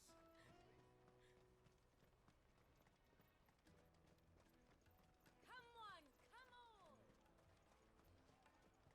The caravan stops next. Juicy pears! Slake your thirst without a crystal. What I really want to be... Here you are, Goots. Try not to lose it again. Me pass! You found it! Oh, thank you so much. Nan would have killed me if I'd come back without it. I'll have to say thanks to Elle and Theo, too. So should you, Honza. You and your friends don't have to steal anymore. If anyone threatens you again, you know who to turn to. We do. And we already have. Miss L's given us a job shifting the chocobo shit out the stables. It's hard work, and the pay isn't half what we got from the stones. But if we stick at it, we'll keep ourselves fit. You stick at it, then. And Goots, I'm sorry for stealing your pass. That's all right. I've got it back now. And all's well that ends well, eh? You said you're trained to be a blacksmith, right? Well, I'm gonna be your first customer. I'm gonna save up all my gil and get you to make me a massive sword. I'll do me best. Till then, eh?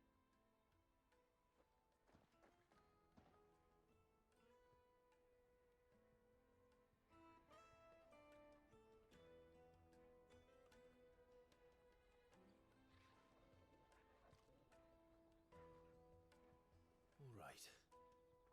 We have a place on the wagon.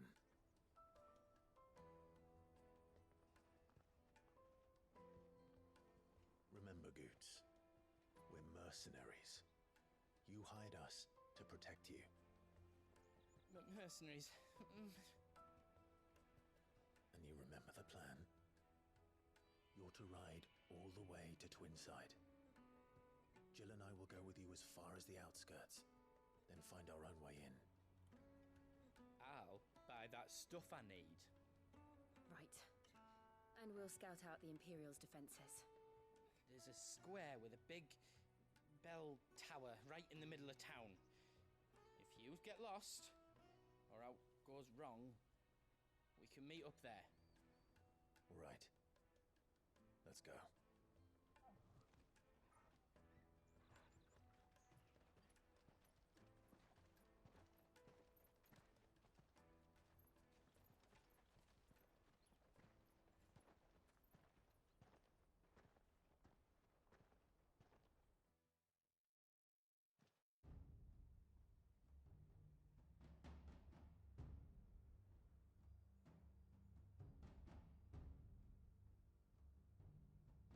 I see. And you're quite certain your father has no knowledge of Ultima? I am. I have no difficulty believing a sinister force has come to exert an influence on Sanbreque. But be that as it may, it is yet to claim my father. For better or worse, his radiance speaks his own mind. Then the fiend works from the shadows. I confess, when first you told me of this fiend, I had my doubts. And more than a few at that. A beast that labors to plunge Valisthea into turmoil, all in pursuit of your brother. But that wound is proof enough that evil is afoot. Then I have your answer, Your Highness. You will join me in my fight. I cannot. Not yet. Your Highness, please. As you are aware, the Dhalmekian army is at our gates. They have lost their mother crystal, and with it all hope of a negotiated withdrawal. It is but a matter of time before they invade. If Bahamut is not here to meet them, my people will be slaughtered. Though not by Hugo Kupka, thanks to Ultima's machinations. I know the fate of your people weighs heavy on your conscience, but if we do not put an end to Ultima's plans, they shall face a far darker fate. The chaos he would wreak would sweep all of Valisthea into the abyss. The lives of every man, woman, and child in the Twins are at stake. I believe what you say, Phoenix. But I have duties of my own, and I must discharge them. Come what may.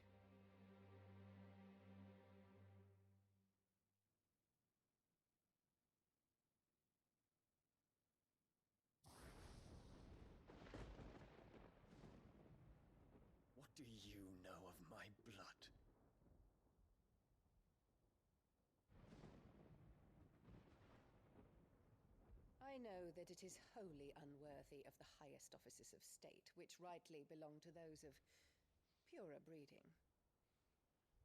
Alas. Your bloodline runs through the Oriflamme gutter, from a whore who weighed her child's worth in gil. Have you threatened my father? Of course not. I merely whispered in his ear that his mongrel son is plotting a rebellion. What? Sylvester listens to the words of his astrologers. And they have ears too. You have been feeding them your lies. Should you remain loyal to Emperor Olivier, his radiance may yet crown your head with laurel, and not with tar. Fork-tongued witch!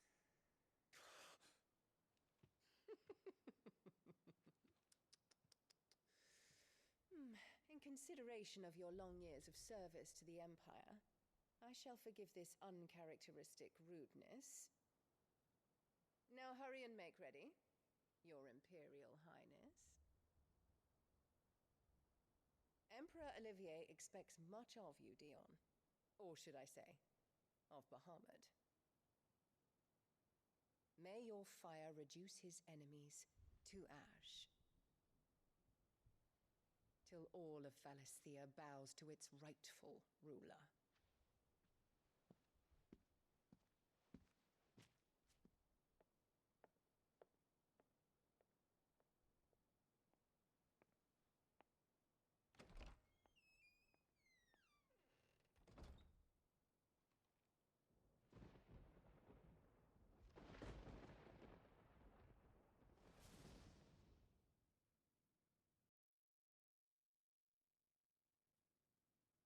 There is another darkness that has taken hold of Sanbreque.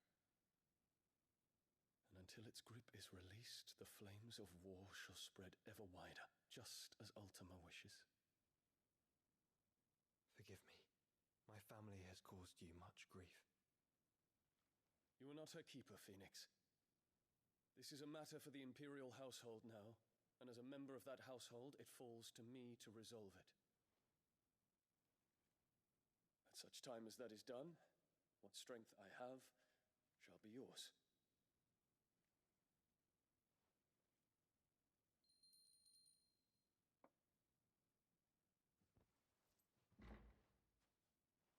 Thank you, Your Highness.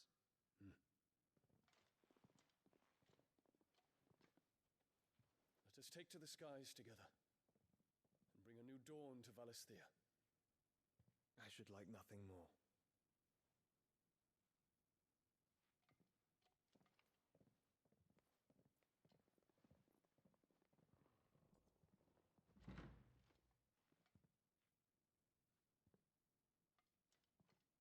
Terence. My prince. Tell me true. Do you believe what I'm about to do is wrong? We dragoons have but one leader, Your Highness.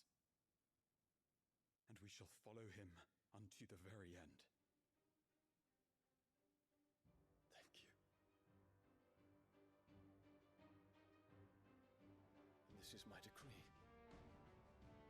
For their crimes against the crown, the traitorous Annabella, and her usurping son shall be put to death, and the Empire restored.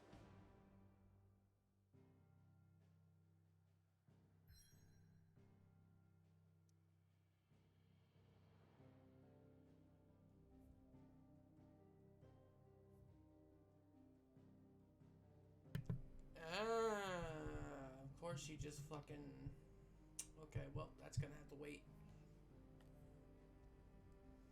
What is this mission called?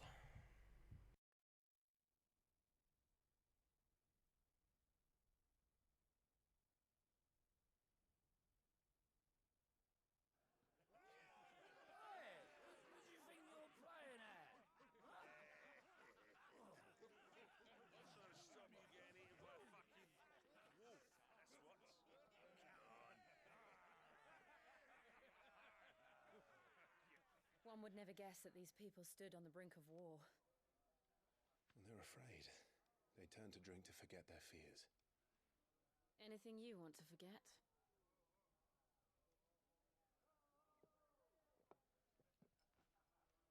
The harbor is empty, and half the market stalls too. The city may seem peaceful on the surface, but it's balanced on a knife edge.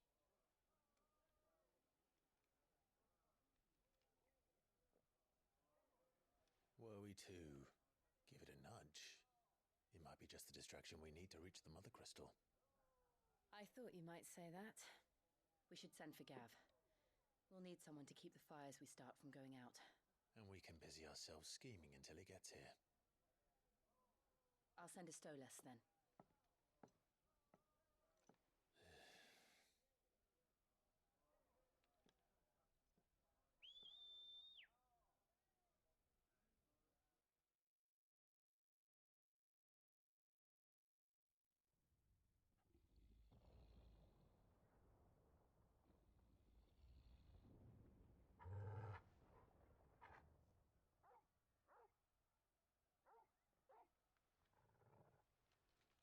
What is it, boy?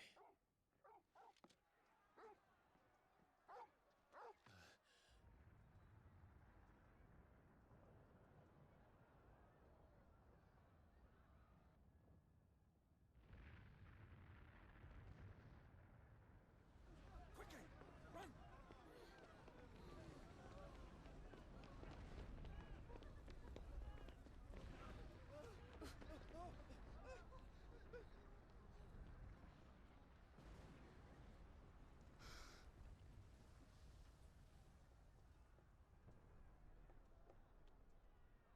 What's happening? I don't know. Torgal!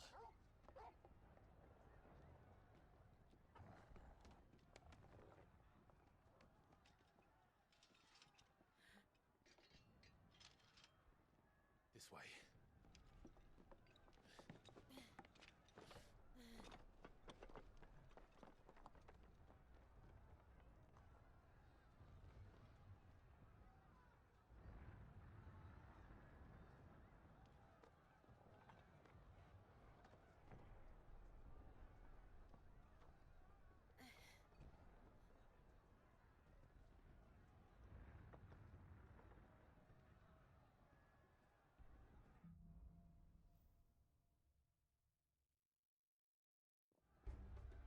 The city's on fire. I'm sure Goots is fine. He'll be making for the square. The one with the bell tower.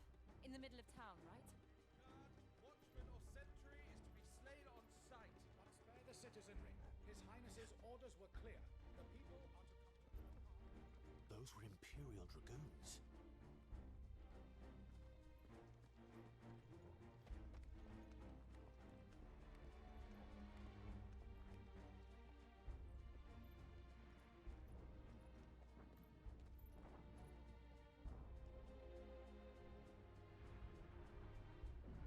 What in the hell is going on?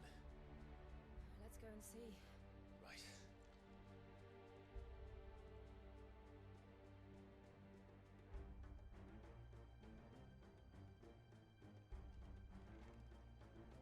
But first we find Goots.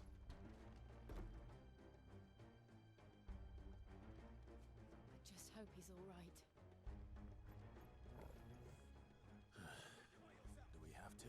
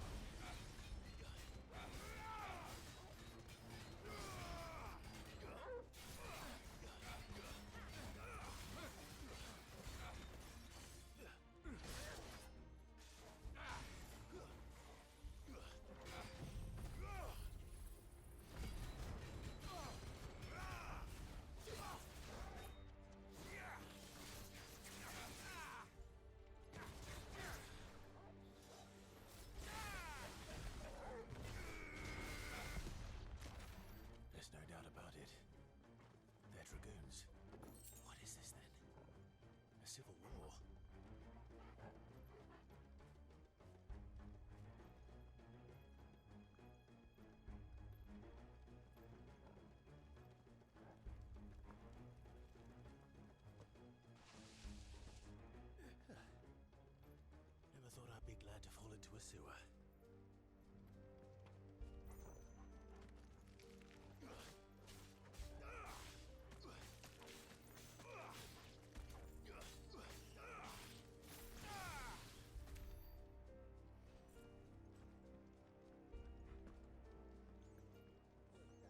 None of the Emperor's forces remain. But gather them then. We press on to the council chambers. Yes, Captain. What of the men and women in the market district? The evacuation is complete, Captain. Good. Then all that remains is to dethrone the Pretender.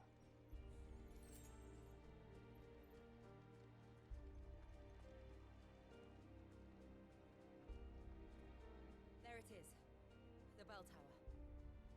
Right. Let's go.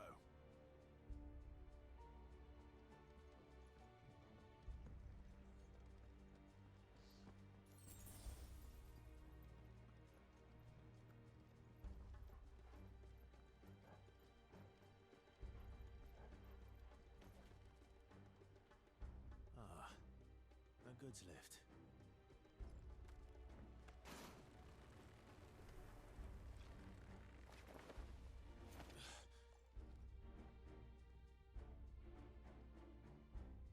Where in Gringer's name did you come from? The Emperor.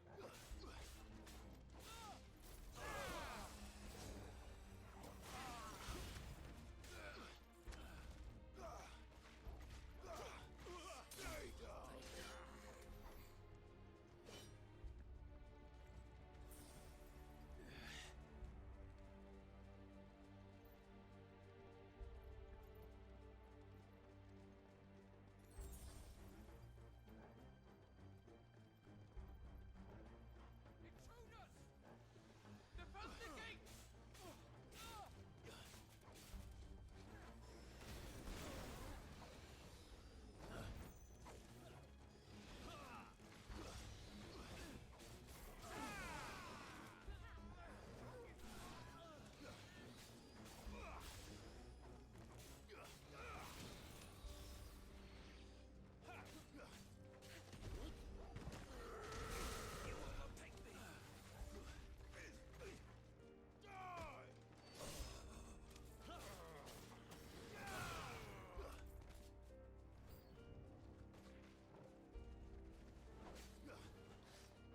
Nice try.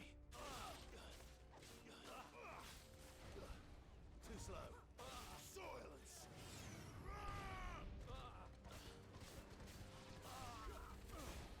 Nice try.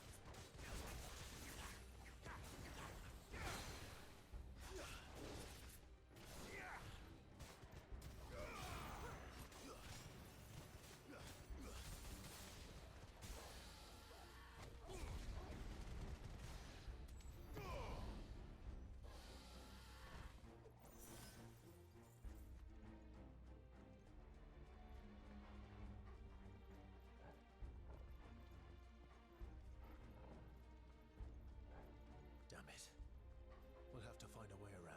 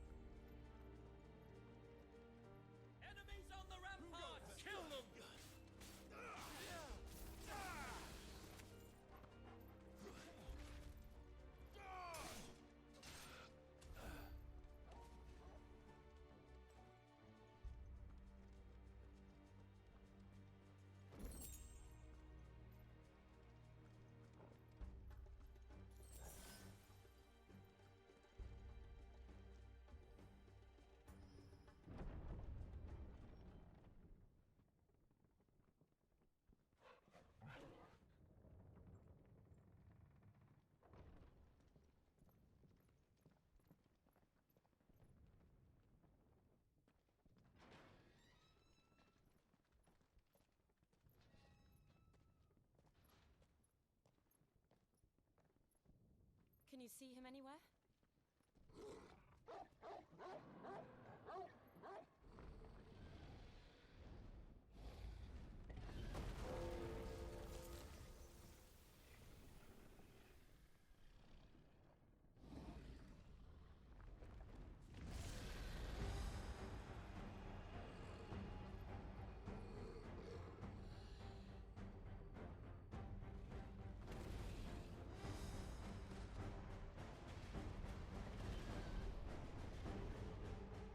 It must be one of the Dragoon's pets.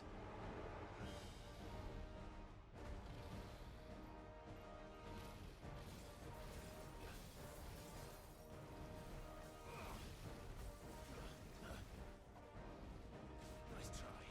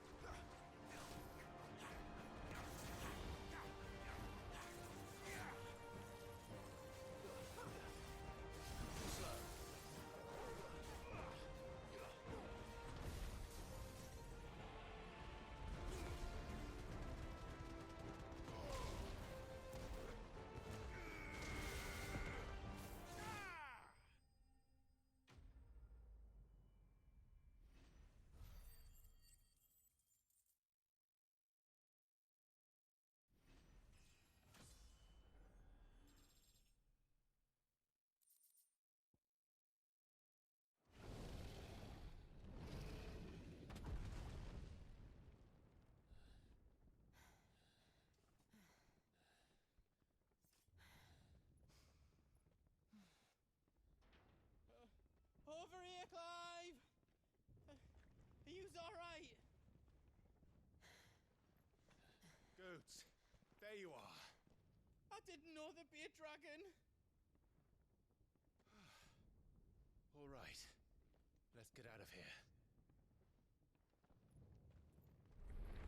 Oh! What now? Is that Mother Crystal's heart? What the hell is it doing up there?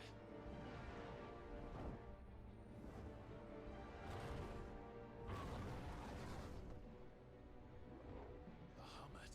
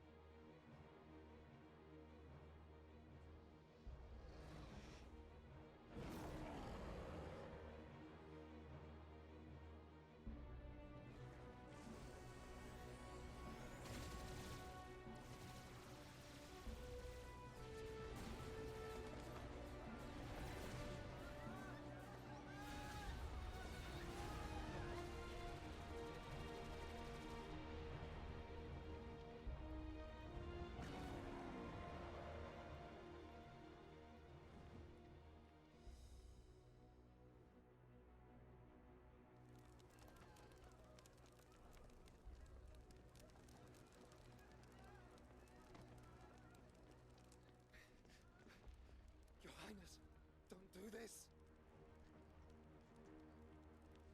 We must leave. Now, Your Grace, I beg of you. This is not what he wanted. Something's happened. Forgive me, Yod, but I must put a stop to this. Your Grace!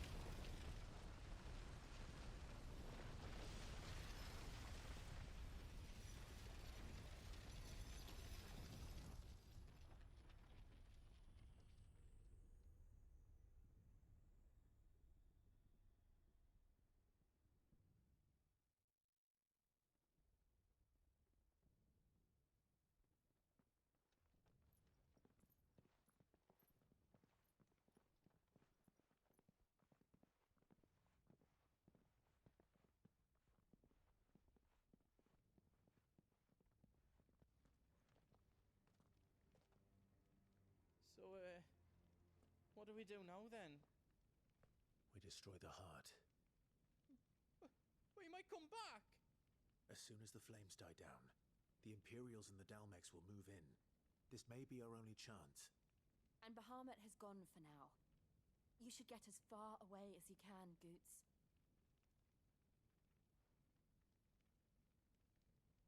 What? And leave you lot in the lurch? I can't do that. If you're staying, then so am I. I packed everything up before I made a run for it, so if there's out yous need, just ask. But I won't be giving it away for free. Nana'd never forgive us if I did. Thank you, Goots.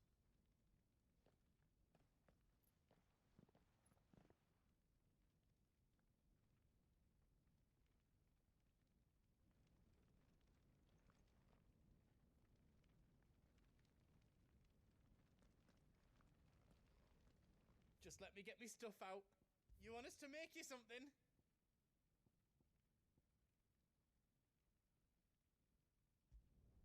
Did I do it right?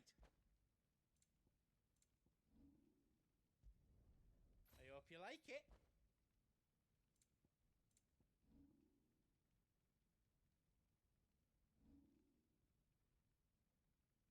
Anything else I can make for you?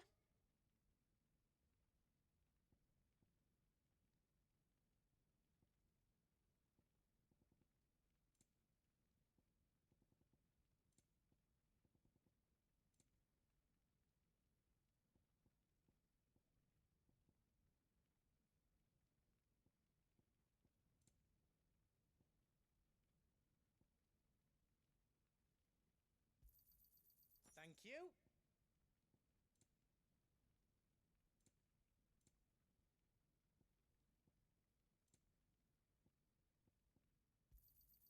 Righto, here you go.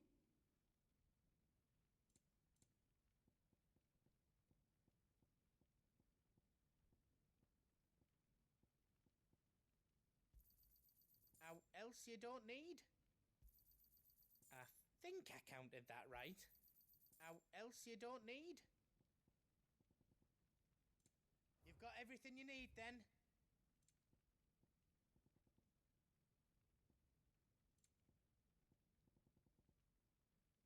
Is all done then? No. You be brave now, boy.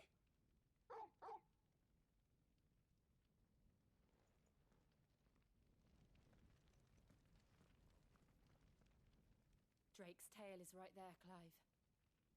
It's time to free Storm from the crystal's curse.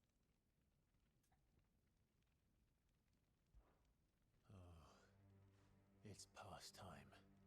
But remember, Bahamut is still out there. And I dare say we'll be seeing him again before the night is done.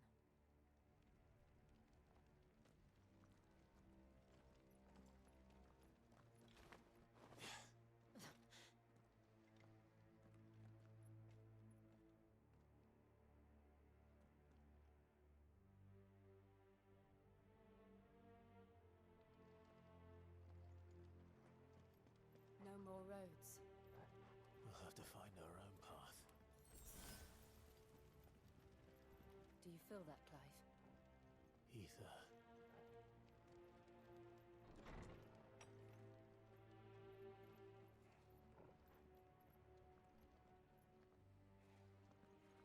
Just what we need. Another flood. It's already turned them. Then there's no reason to hold back.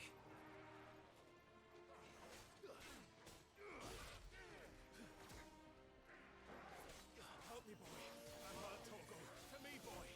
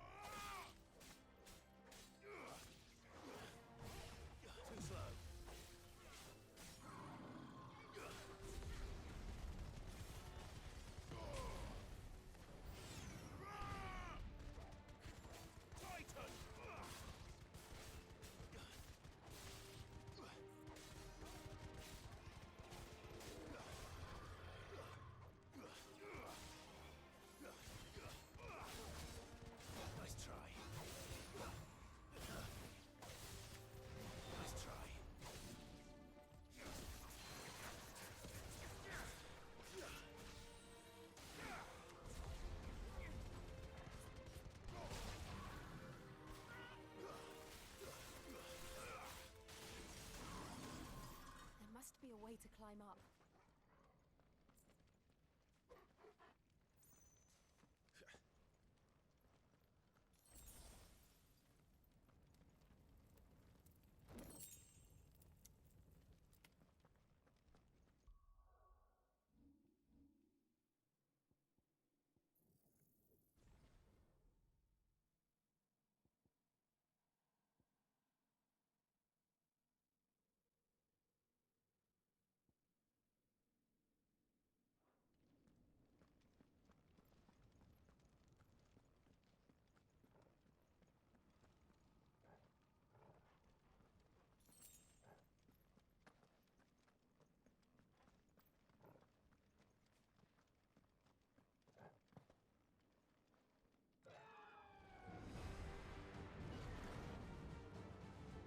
Is that the Phoenix? Joshua! What is he doing?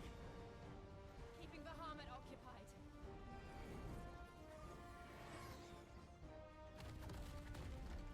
Joshua! Joshua!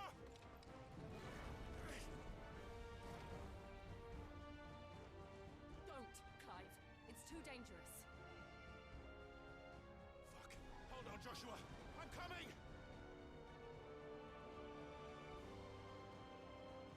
We have to save him. And we will. We just need to keep moving.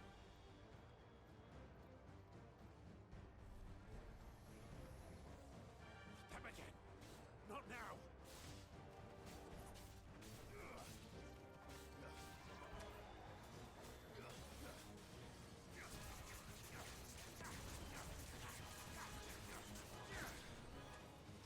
To me, Flame!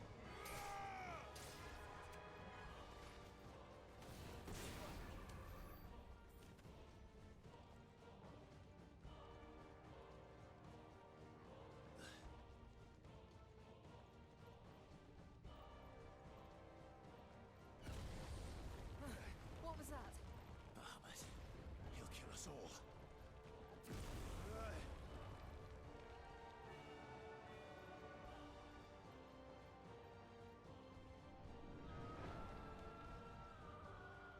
There he is. Joshua! I'm here, brother! Clive. He can't hear you. Joshua! They're heading for the heart. And so should we.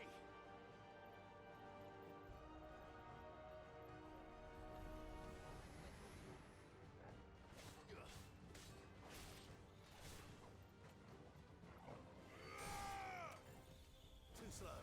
Get off. It's over.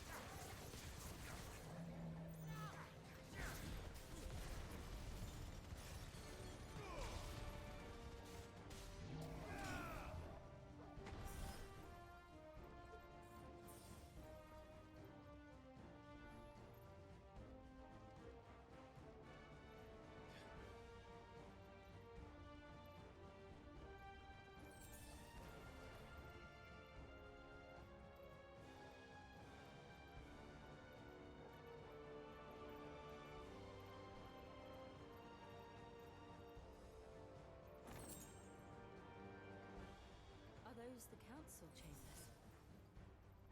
How are they still standing? I don't know.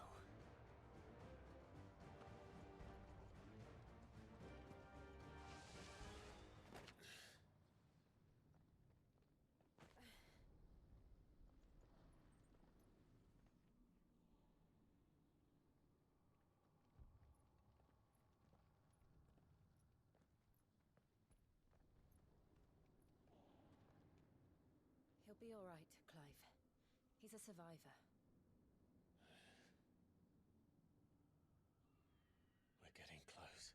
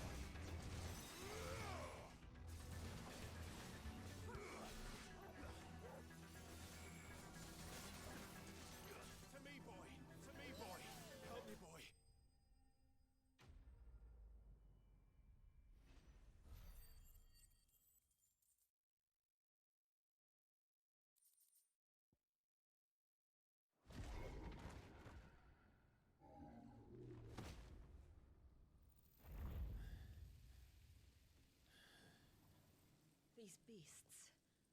they're getting stronger. We can think about them later. Right now, there's only one thing we need to focus on. The heart.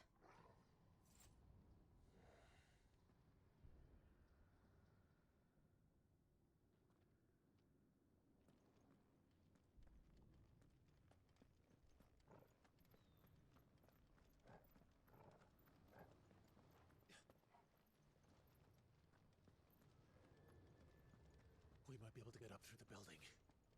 It's worth a try.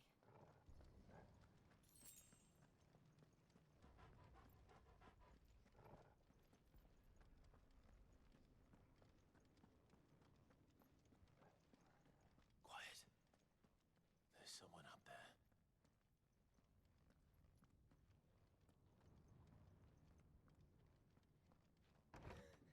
Is someone there? Mother. It's you. What happened here? He tried to take him from me. Oh, my boy. My darling. Darling boy. Is this the child you made with the Emperor? Why, Mother? Why did you betray us all? You have no right.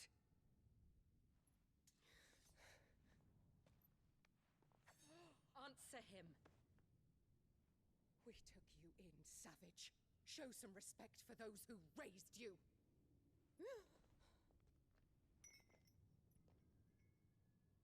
Honorable Elwyn, always thinking of his precious homeland. But what worth is a homeland in a world beset by the Blight?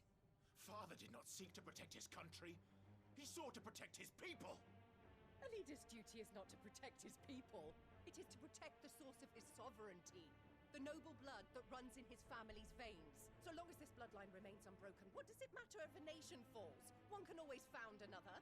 Unlike him, I did my duty. I preserved my line. I bore a son of the noblest blood, to whom the whole world might kneel.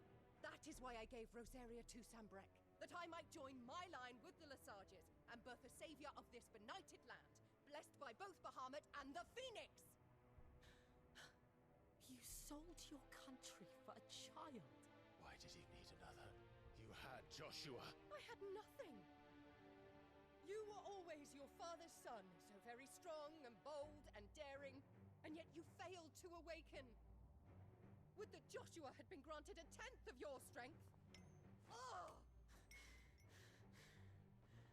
How the nobles laughed that Elwyn's firstborn was surely the son of a concubine, and my own, not long for this world.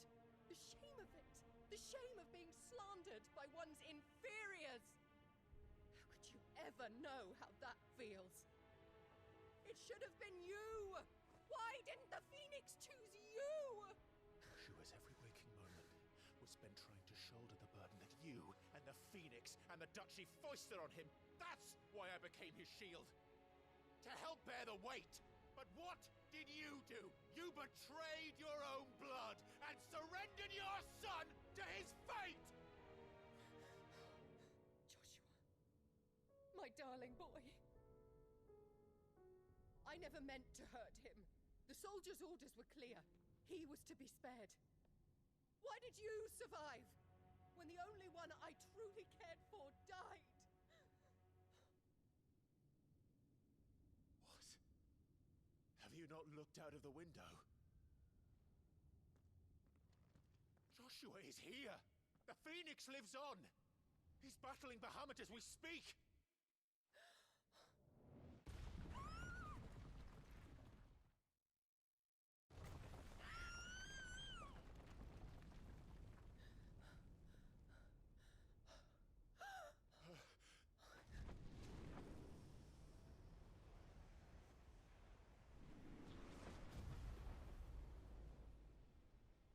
Joshua!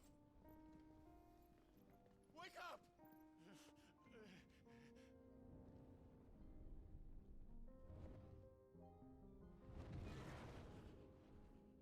I am a shield of Rosaria.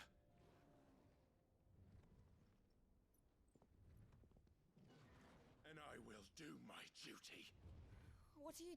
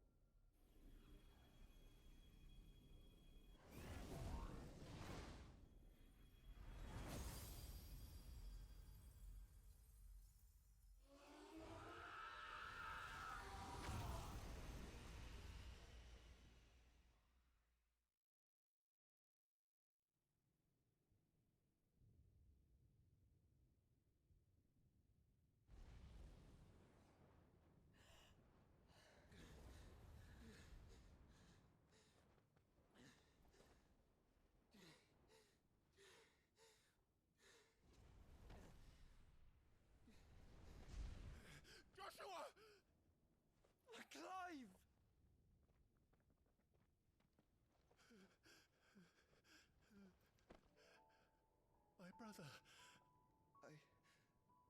I'm sorry. I'm so sorry. You're alive. We both are. Nothing else matters.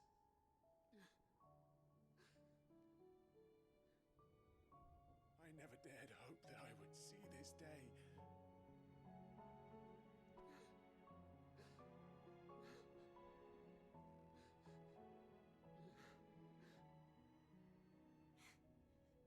Reunited at last. Jill. This is for my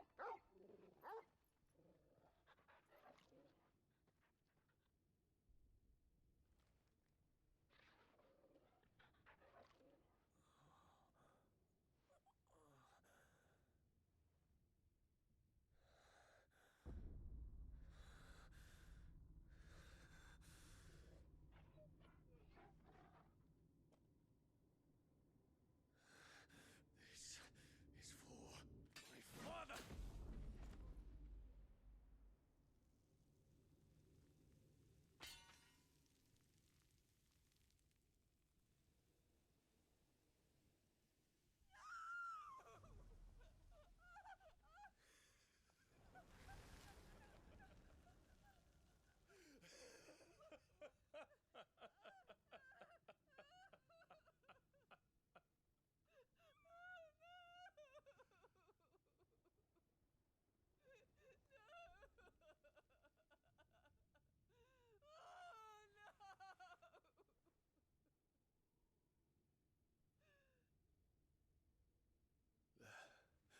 It is done.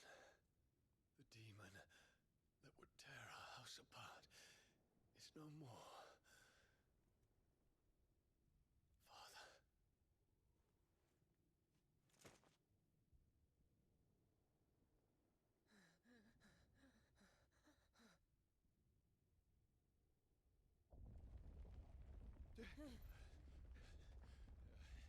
The Mother Crystal. It's collapsing. Right. We need to leave. No. Wait.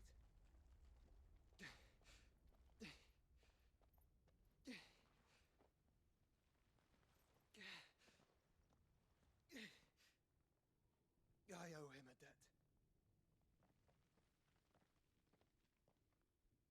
Fine.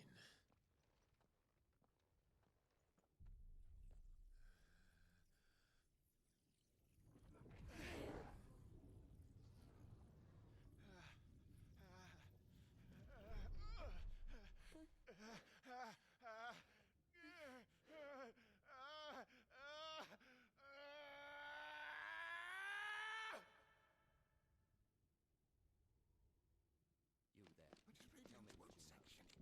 Little as you join. Take Don't reinforce the walls. Will be found. This is our situation. Report, Captain. It could be The fires have spread. Can nothing be done to call them off? I regret not, Your Radiance. The Dragoons answer to none but His Imperial Highness. The Council is powerless to intervene. We're hearing reports of rebel Madness is this, Dion. throughout the neighboring districts. Our men Focus are all efforts on extinguishing the fires around the capital. The city can wait. What about stocks of weapons and armor? This is not the work. Don't dally, man. Go! Your Radiance. Are the doors locked? And I want you to find out Make sure the doors are locked. Dalmek's movements. By the light. Dion. Have you taken leave of your senses? Call off the Dragoons at once. Fear not. The populace will come to no harm at their hands.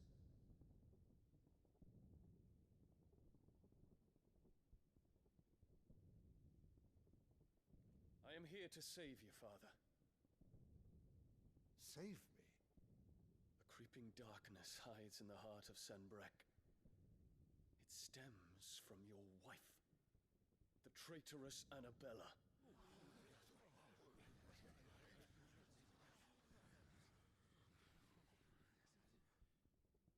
Not another word, Dion. Father, though you may not see it, the darkness has taken hold of you. It has made you forget yourself. But I Did you remember there was a time when you ruled not with cruelty, but with compassion? Why now do you turn your back on your people? Why now do you seek to stoke the fires of war? You too have borne witness to this change, your eminences. And you know, as well as I, who is responsible for it. A puppet now sits upon the throne, but cut his strings, and the master loses her power! What? Dion, you bear steel before your emperor? Guards! Take him!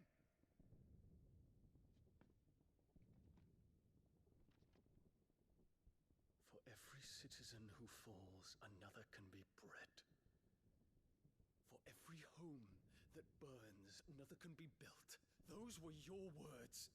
But when the last of your citizens has fallen, and all of their homes have been reduced to ash, what will become of your empire, of its rulers, of your god?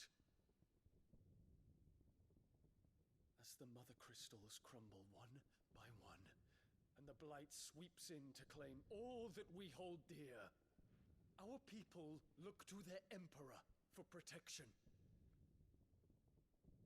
Yet he labors not to secure their futures, but to seize what is left of the twins for himself.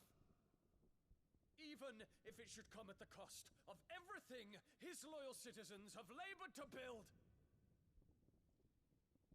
Dion, you must understand. A small price to pay, is it not?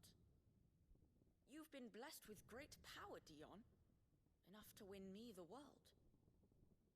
So go, claim Valisthea for me, brother.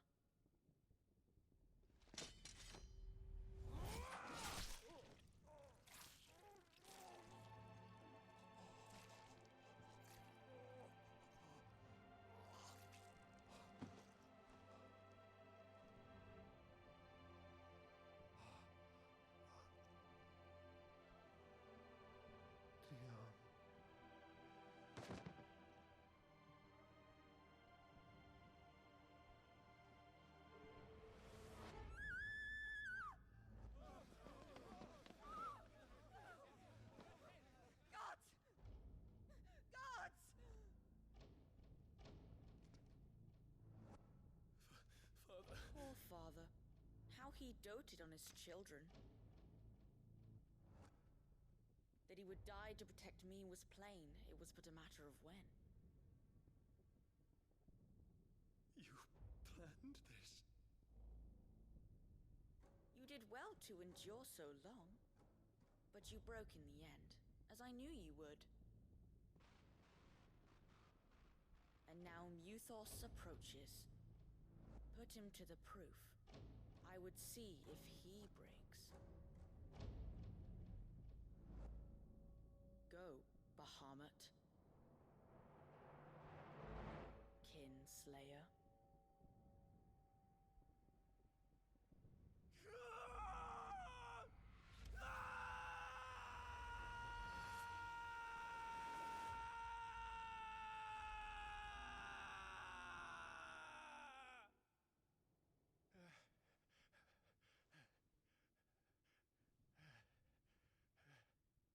Not again. Brother? It's a long story.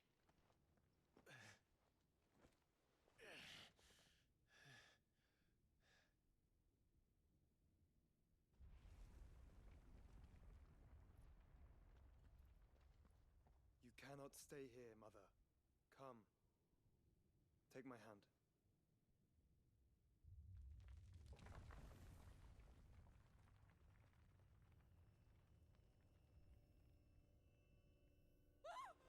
Get away from me! This is all just a dream, just a bad dream! You will not take me, Shadow! You will not take me!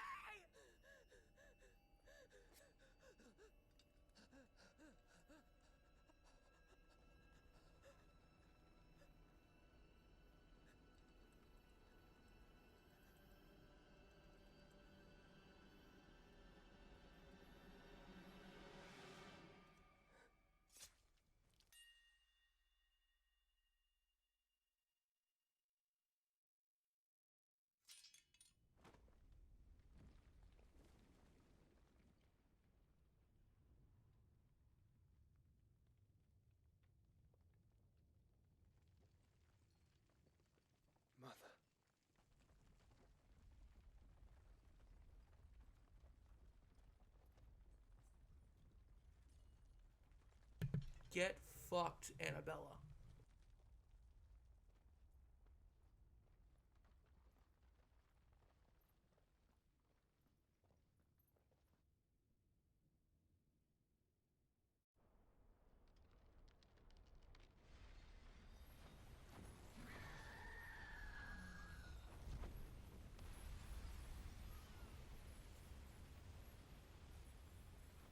If it is consciousness that weaves your wills together,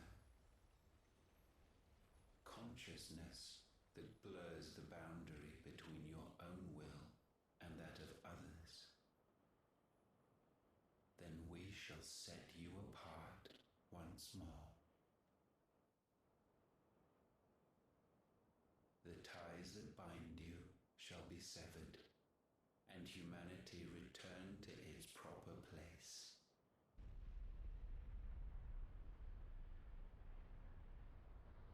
By primogenesis shall a new age of reason begin.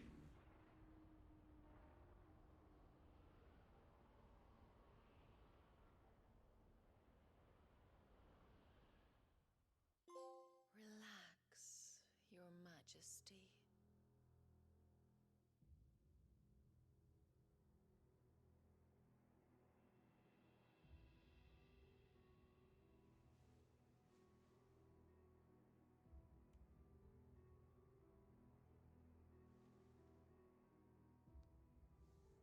Don't you want to play?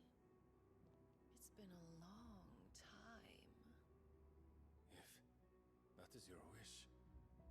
Men, you are as meek as all the others.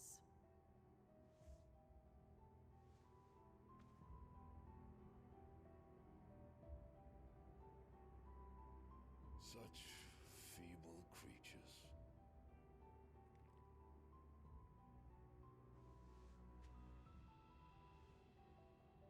Gifted the power of icons, yet slaves to fickle emotions which usher you to your doom.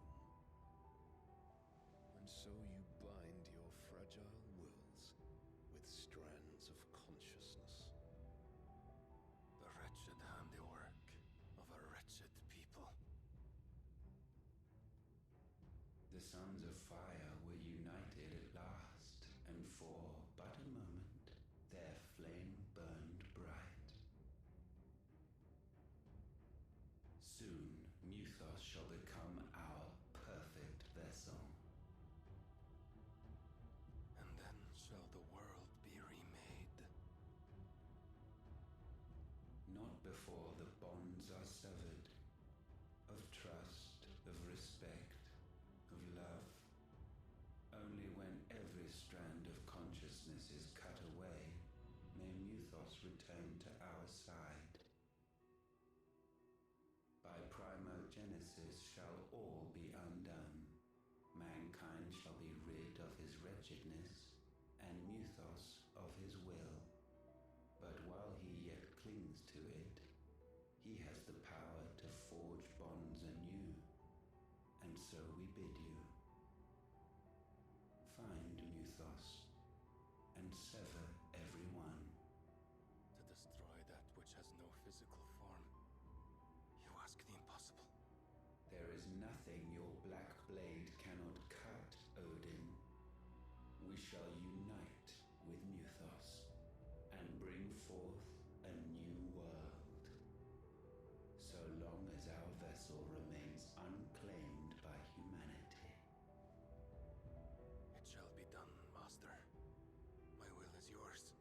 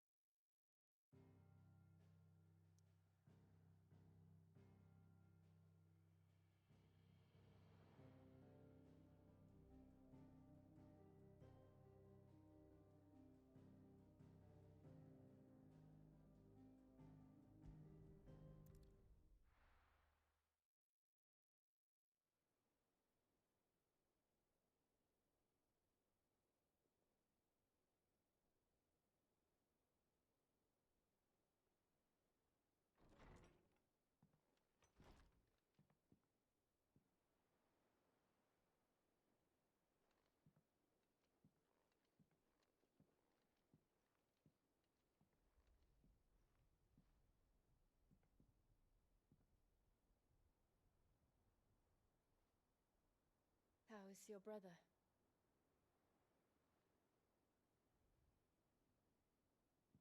Asleep since I returned from the Dominion. Taya says he should be back on his feet soon enough. For a while, at least. She discovered something on his chest. A swelling, circled in stone. The curse.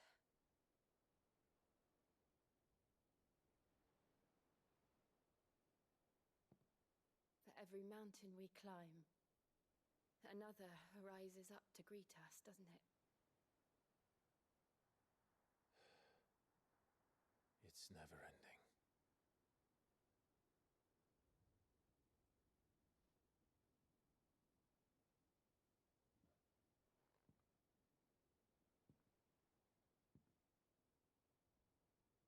Even the sky seems to have grown tired of it all.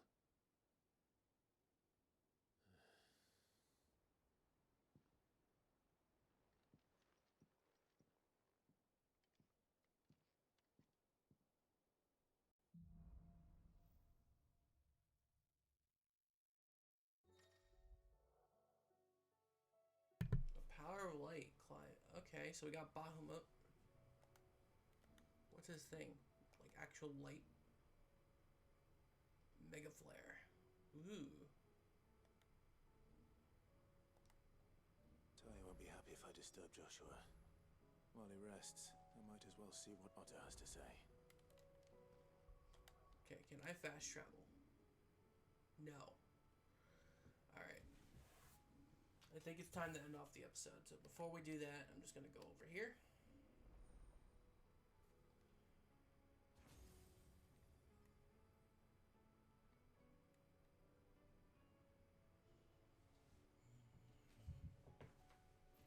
Block it, because it's just 100.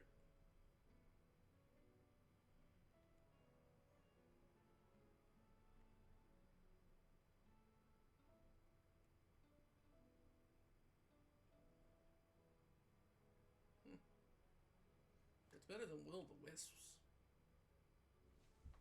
Alright. We're going to end off the episode here. Next time we'll continue on.